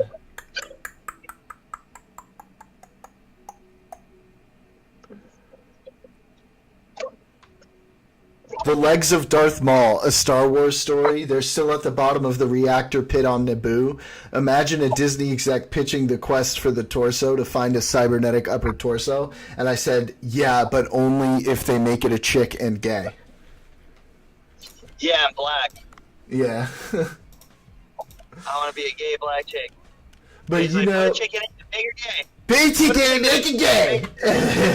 Yeah. Dude, she's done. She's retiring. What's her name? Kathleen Kennedy? Kathleen Kennedy, yeah. Yeah, good, dude, as she should. It's no longer her era. It's, the pendulum's swinging. Honestly, dude, you could make fucking great gay movies. I've gone over this with you. It was just the fact that everything came off try-hard. Things should come off natural. Like, when you watch a movie, you shouldn't feel like this character is forced upon you. And then there's great examples, of just all of cinema before this current, we gotta push diversity agenda, where you're I see this meme all the time, and it just shows, it shows Lilo and Stitch, and Aladdin, and a couple other classic Disney movies, and they're like, in the caption of the meme, it says, it just feels like back in the day, things were more diverse before they tried pushing diversity. You know, and it just It's felt not natural for diversity, fans of those- it's of like, merchandising. yeah, merchandising, that makes sense. That's the downfall of Star Wars 3, right? That's why I put the Ewoks in. It's because of merchandising. I still like Return of the Jedi. My bad. Oh yeah, that's 6. I'm in Star Wars 6. But yeah, that's Return of the Jedi, right? Yeah. Yeah, no. But I mean, it wasn't supposed to be Ewoks. And when you do look at it, you're just like, why are like these such powerful little creatures? They're all little teddy bears. And you find out that the marketing machine was behind that decision. It's usually it's bad taste. It's a bad taste in your mouth. You know, like why would marketing ever be responsible for creative? It should never be that way. I feel so tired. Says I think they should change the race of a character halfway through a film. Yeah, they should just pull a full Fresh Prince of Bel-Air, where it switches halfway. But instead, they can do like a classic male and then just switch to a gay black one. Yep, just make her chick and make her gay. Actually, dude, they should do like the original Darth Maul and then switch over to Cynthia, which, wildly enough, that girl Cynthia, whoever her last name is, who played the Wicked Witch in Wicked, Yeah. bro, she might actually make a great Darth Maul. That's the funniest part. Because she's bald? Yo, but because she looks like a villain, she got strong villain face qualities. And like it's not just the baldness, she's got like an extra gaunt, ghastly look to her. Like that's why she made such a good witch. Funny enough, as the witch, she almost looks healthier. Like with all the green makeup on, she looks like a healthier person than in her real life. So that's what I'm saying, dude. She might be able to make a great Darth Maul. I know it's coming off pretty harsh. Yeah, a little harsh, bro. It is a little harsh, but I've seen a bunch of stuff with her in it. Her and Ariana Grande both look like they're suffering together. It's an insane thing. Like, Yeah, I don't know why Ariana Grande Oh. looks so thin. Okay, fellas, I'm out of here. Night, Candy. Even Cynthia didn't look this ghastly before this movie. Both her and Ariana went stupid, anorexia. Like, it's crazy anorexic for this. I don't even know why, but... Because Hollywood, to Hollywood, that's sexy. And Yeah, but we work in Hollywood, and it's not like that all the time. It really is not. I mean, it's rarely like really that. It's is even not. sexy. Yeah, that's an Rarely old stuff thing happens. that used to happen that doesn't really Old happen people, so much sure. anymore. But I just think it's two women who have anorexia. Like they're both Yeah, mentally but ill or something. it's a problem. Daniel in chat says, "Don't get me wrong, I would have preferred the original plan for Wookiees in Return of the Jedi, but when you think about it, the Ewoks weren't all that cute. They were written pretty dark, ate the stormtroopers. All those empty helmets at the end of Return of the Jedi, yeah. And what about the dress they gave Leia? Who did the dress belong to before? Well, they might have made it. How out, I'm Daniel, LOL, good night." Yeah, because I said, okay, fellas, I'm out. So That's he's like, funny. okay, hi, out. I'm Daniel. Yeah. I see what you did there. Yeah. All right. Have a good night, folks. Good night. Bye-bye. Oh, good night. Are you getting off too? Yeah, I'm on for another 25 minutes. Perfect. That's basically my drive. Nice. Um, Nice. I got 20 minutes. But yeah, anyway, what were we talking about right before that? Oh yeah, Cynthia. I mean, dude, it's so crazy. Did you watch anything about Amelia Perez at all since we last talked about it? No, I'm just not interested, honestly. I still strongly believe, because you know me, man. Like I'm all involved in pop culture. That's why I like working in movies so much. Like I've always just been obsessed. Did with you stuff. So I did you watched watch the those. movie? No, but I watched more clips and I tried to watch the beginning. I mean, it is. I couldn't. I just can't. It's a cringe-inducing movie. Because I have heard mixed opinions from people. I have never heard a single positive review. I've had people send me memes And it's like it's the night meme, you know, when they all put their hands in at the night's table, and it says transgenders, conservatives, racists, Mexicans, like you know, like liberal, Democrat, Republican. All of them put their hands in, hating Amelia Perez. That's what's at the center. And I'm like, it is crazy how many, like, because even fucking the entire like left culture that follows, you know, movies realize like this is a weird thing they're doing. I'm still under the full conspiracy that the Golden Globes gave Amelia Perez all those awards just because they wanted to create hate watch. Like they wanted people to hate the award choice and tune in on it and create buzz around it. That sounds like a you theory. Well, it's still beyond compromise because at the end of the day, Amelia Perez used AI vocals for a lot of their tracks. Wicked is a purely song on set by Ariana Grande and Cynthia, and there's behind the scenes footage of them fucking singing their hearts out. Wicked lost Best Musical to Amelia Perez. They need a movie with a ridiculously diverse cast who all hate some vanilla Mary Sue character and then tear her apart a la Perfume at the end of it. But it just doesn't make any sense, you know what I mean? Like, it cares about what you, like, the plot reads. It's like, when you watch that movie, it's just the dialogue, the fucking... I mean, aside from the way it's shot, the only thing I can give that entire movie is the directing is fine. Like, it's pretty, it's like, you know, the cinematographer did a good job, the angles are fine, but there's nothing from the plot to the acting to the music itself to the songs created, like, nothing should be a movie like Wicked, and I'm not even a musical fan, but I'm just a movie fan. So when I see them do shit like that, I just go, why? Like, why would you do that, you know? What did you think of Barbie? Thought that was a great movie. Same. I really liked it. Yeah, I haven't seen Wicked yet, really but... I rewatched it with my girlfriend. I watched it 2 times. I watched it once by myself and then rewatched it with my girlfriend this last year. Nice. I was like, it's a perfect comedy. Not only is the stage design beautiful, like every piece of that art team creating that stage design. The music is great. But like ultimately, it's just chock full of classic jokes, like just good dialogue jokes that are lacking in today's. And then, you know, its counter, Oppenheimer, I thought was one of the greatest marketing rollouts in fucking who knows how long. Well, that wasn't even, like, intentional. That just, like, virally happened. It was very organic the way it happened. And it was, you know, both teams, both the Oppenheimer team and the Barbie team just kind of embraced it as well. Well, why wouldn't you? I mean, look at how well it did for them. Let's be honest. Yeah, absolutely. Oppenheimer, I believe, truly got the real boost out of it. Yeah, more people saw it than otherwise would have, which is, quite frankly, disappointing. It's not, though. A movie like Barbie, which is the most iconic girls' doll of all time, and it stars Margot Robbie, is absolutely going to do better in the summer blockbuster box office than a movie Oppenheimer, which is 3 hours. I know, but you know I'm a nerd, and I'm like... That's how movies are supposed to be, you know? I know, but I'm a nerd, and I care about that shit, so I wanted it to...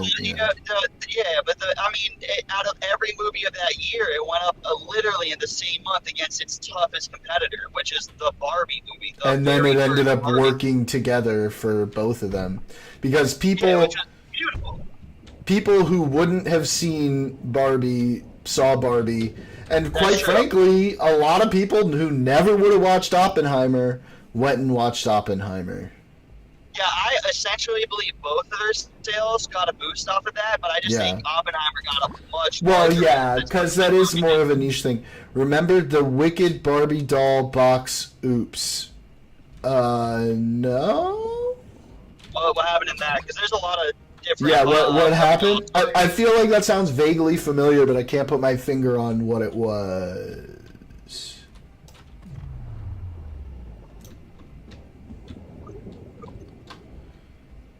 Catch me, squid. Come here, squid bro. Ooh, you got away. You got away. Come here. No, come back. Come back. Ow. Ink. Nice. Cuttlefish. But nah, you know what I saw a director say, and I've Ow. honestly been saying this. I forgot which director said it. But you know, a highly prominent one. But I've honestly been saying this now for it felt like a few years.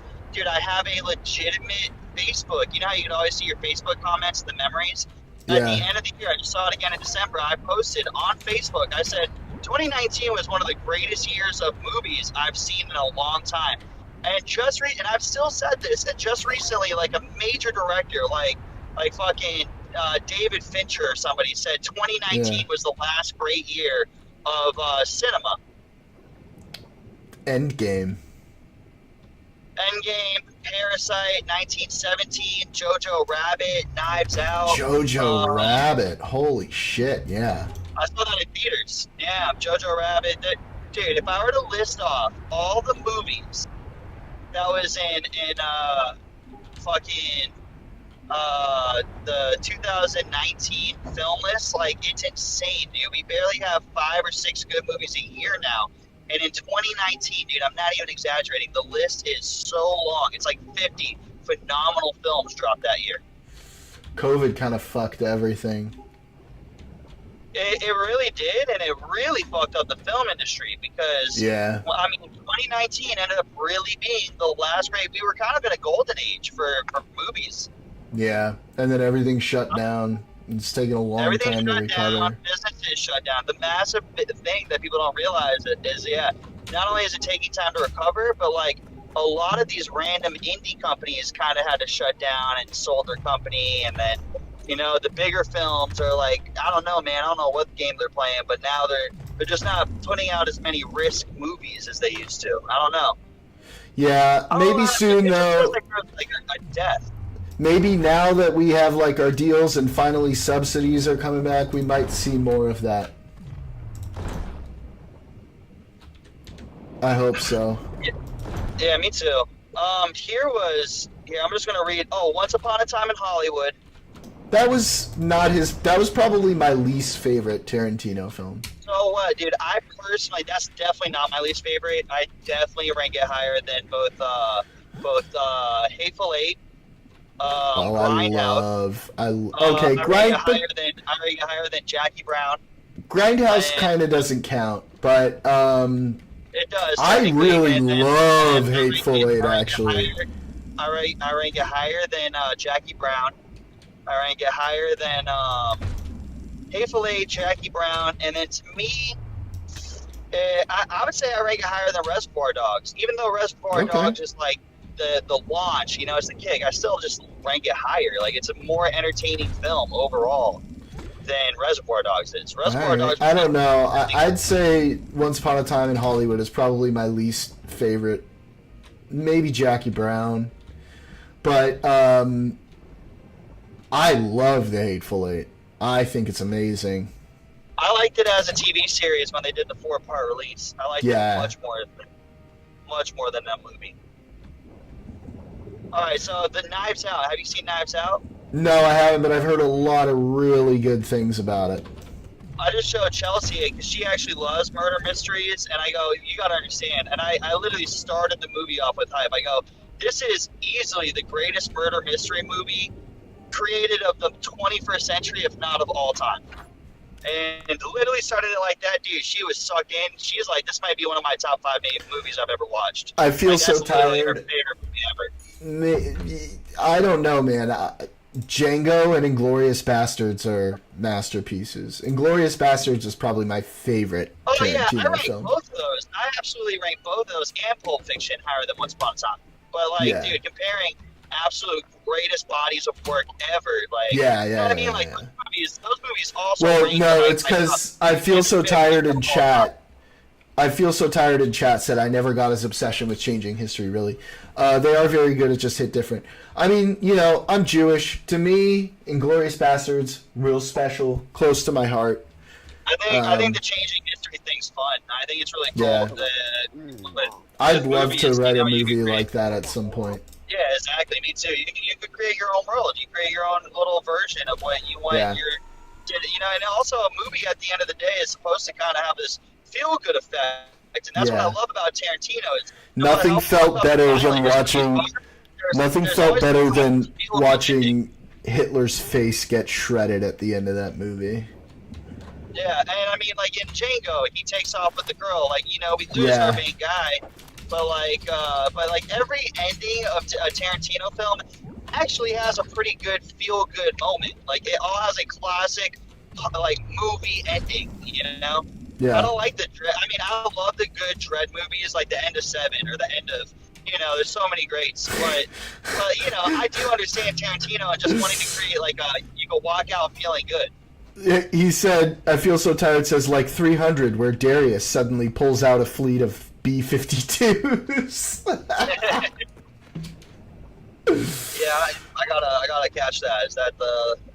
I'm just fucking kidding. That's the Yeah, new no, I love version. 300. Yeah. 300's a great, yeah, the new version, the remake. Oh, we were doing this whole thing earlier where we were like ridiculous remakes of movies, and we were like making up like a whole bunch of them, and it was just really funny. Like I Oh, Joker like dropped 2019 also. 2019 was the year of that movie Joker. But my bad, yeah, remakes. so we were like saying what's the worst possible like remake of something, and like for example, one I said was like Tim Burton's 12 Years a Slave. Be hilarious. I like it. Okay, Right? okay. You get the vein of it, yeah. Yeah. What was another example you guys got? Let's see. I had Pee Wee Herman's Braveheart. Okay. Yeah, I had God, I can't remember what it was. Was it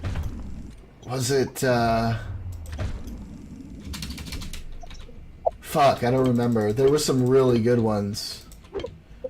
Guys, what else did we have? What was one of the good ones I said? Because I can't remember right now. I know I had a funny one for Schindler's List, but now I can't remember. Oh, Marvel's Schindler's List. Marvel Schindler's List. Okay, so that's just like Captain America bursts in and saves everybody. Yeah. And it's got like the feel-good, happy thing. Channing Tatum's Hamlet. Michael Bay's Sound of Music. That was really good. That's good. I like that. Yeah, I mean, dude, Channing Tatum Hamlet. I could almost see that being a reality. Yeah, that's what I was saying. Like, I'm like, well, Channing Tatum's actually a pretty decent actor. Like, I could see them trying to do something like that.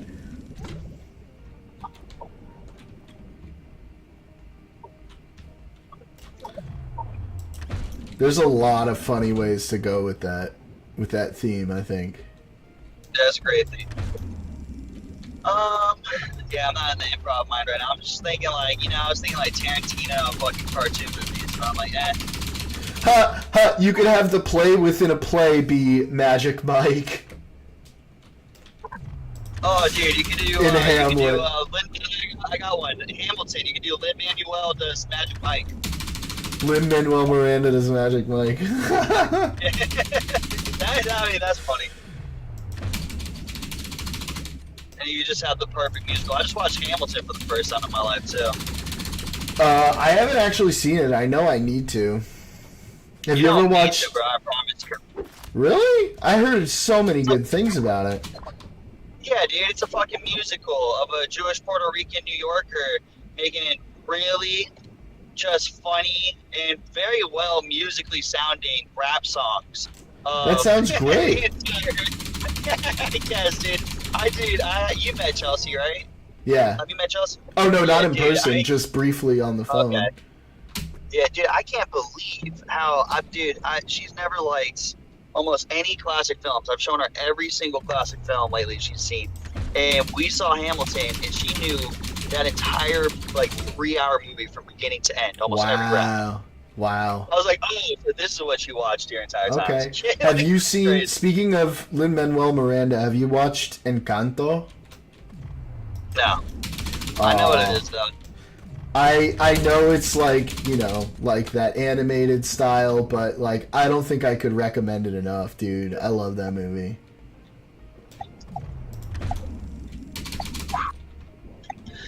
I mean, I'll check it out. Yeah. Definitely watch it with your girlfriend. That's a good one for you guys to watch together. Yeah, I just showed her The Notebook for the first time. Oh. We watched The Notebook. Yeah, she loved it. She's like, I can't believe I took this long to see this My movie. dad was an exec producer on another one of Nick Cassavetes' films. Nice, that's cool. Yeah, called Yellow. Oh man, I'm always gonna ask this question, but how's the crane What? coming? Oh, which movie? Hydrocephalus movie. Oh, Jean Espoir. I mean, they're still, you know how these things go. They're still working on it, trying to get that funding. I'm wondering, are they just trying to get funding, or where are they Yeah, at? trying to get funding. Yeah. Trying to get funding. Yeah, that's who do they try to talk to? So we've got Guillermo del Toro's Toy Story, Quentin Tarantino's Home Alone. Oh, We've got as funny as Beavis and Wait. This is great. Beavis and Butthead's Rosencrantz and Guildenstern are dead. That'd be so Did good. you ever see Del Toro's Pinocchio? No. I think I heard mixed things about it. Oh, that was amazing, dude. I loved it. Yeah? Okay. Yeah, I thought it was really well done. Fair enough. It was stop motion first off. And it's incredibly hard to make a stop motion picture, but they do it with a lot more of a rebellious kid attitude. I mean, I don't know, man. It's really well done, but it's also like the environment was a lot more World War II and conniving, and you know what I mean, more Nazi-like chaos. Like, I don't know, I like it. It was a little bit just a darker, edgier Pinocchio, and I thought it was really well done. Have you ever seen that dude who does like imitations of stop motion stuff? Oh no. He's like a real life dude, and I wish I could show you because it's insanely good. Get his Instagram. Let me see if I can show it to you. Hang on. Dude, it's so foggy in our neighborhood right now. It's crazy looking. The mist has taken over the entire city. You can't see anything.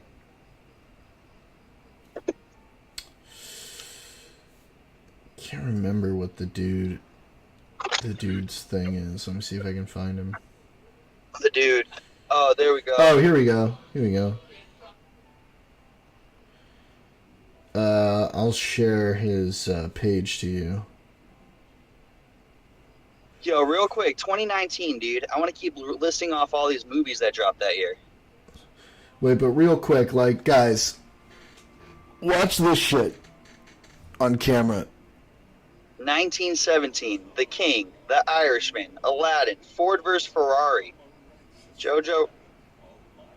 What are you playing right now? You playing something? I'm just showing them this guy doing the fucking stop motion shit. It's insane.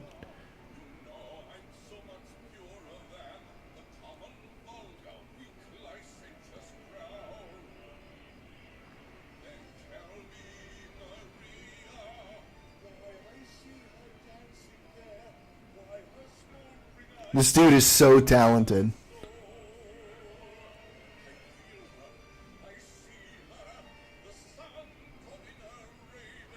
Anyway, I sent you his page. This guy is so crazy talented.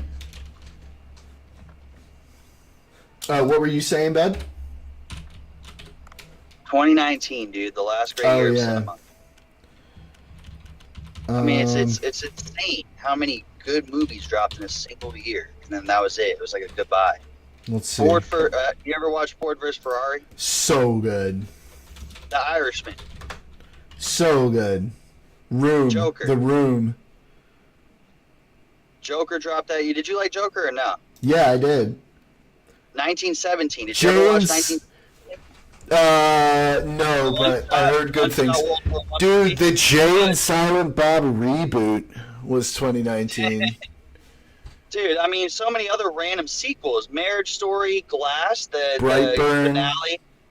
Brightburn, Glass, Peanut Butter Falcon. You remember Glass, right? The split and... Yeah, but I never really got into that. Ad Astra. I kind of liked that one, but it wasn't super loved by everybody. Spider-Man Superman 2, Peanut Butter Falcon, Portrait of a Lady on Fire, Jumanji remake. Yeah, that was okay. Yeah, Frozen 2, X-Men Dark Phoenix, the X-Men 3 movie, or Men in Black 3 movie, Rocket Man. I think Bohemian Rhapsody dropped that year too. Oh, Godzilla Uncut 2. Gems. Uncut Gems. Yeah, Dora, Ma. That was a good horror movie, Ma. But Sound of Metal, which is a fucking crazy movie as That's well. a great Very good movie, yeah. Yeah, Maleficent dropped that year, which was a big, movie at that time. The Dirt, that Motley Crue biopic, dropped. Dude, Pokemon, yesterday, Detective Pikachu. yesterday, Yesterday, yesterday the Beatles movie where the guy wakes up and the Beatles have never existed, and so like he starts making their music and becomes mega Oh, yeah. famous. Ed Sheeran is in it. Yep. Two Popes and Two Popes was so good. and A Beautiful Day in the Neighborhood with Mr. Rogers. Yeah, Tom Hanks, yeah. So, all of that dropped in 1 year. Isn't that crazy? And then Yeah. there's just more, like other Midsummer, like just random ones. The Lion King. Midsummer's good. Oh, yeah. The Lighthouse dropped that year. Like, so it's an overwhelming amount of popular movies. Like all movies that are of high regard. We really haven't had a year like that since. And then that year was the first we had like that in almost like at least 5 to 10 years, where just that many popular movies dropped in 1 year. Yeah. That was the Avengers Endgame year too. Like it was just a crazy year. It was a crazy year for movies.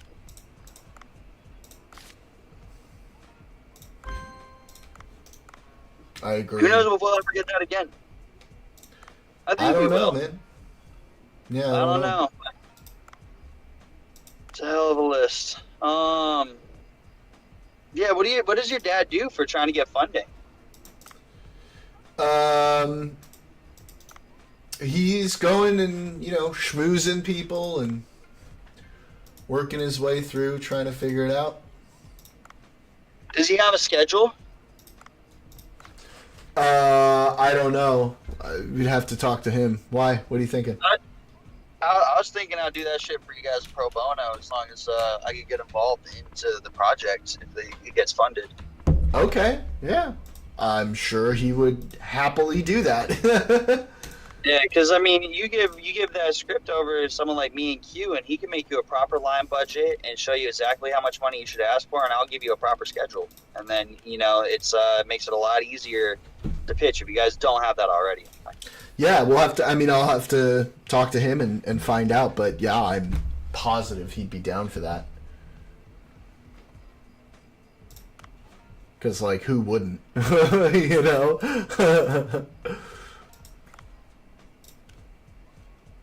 It's a pretty good script, isn't it?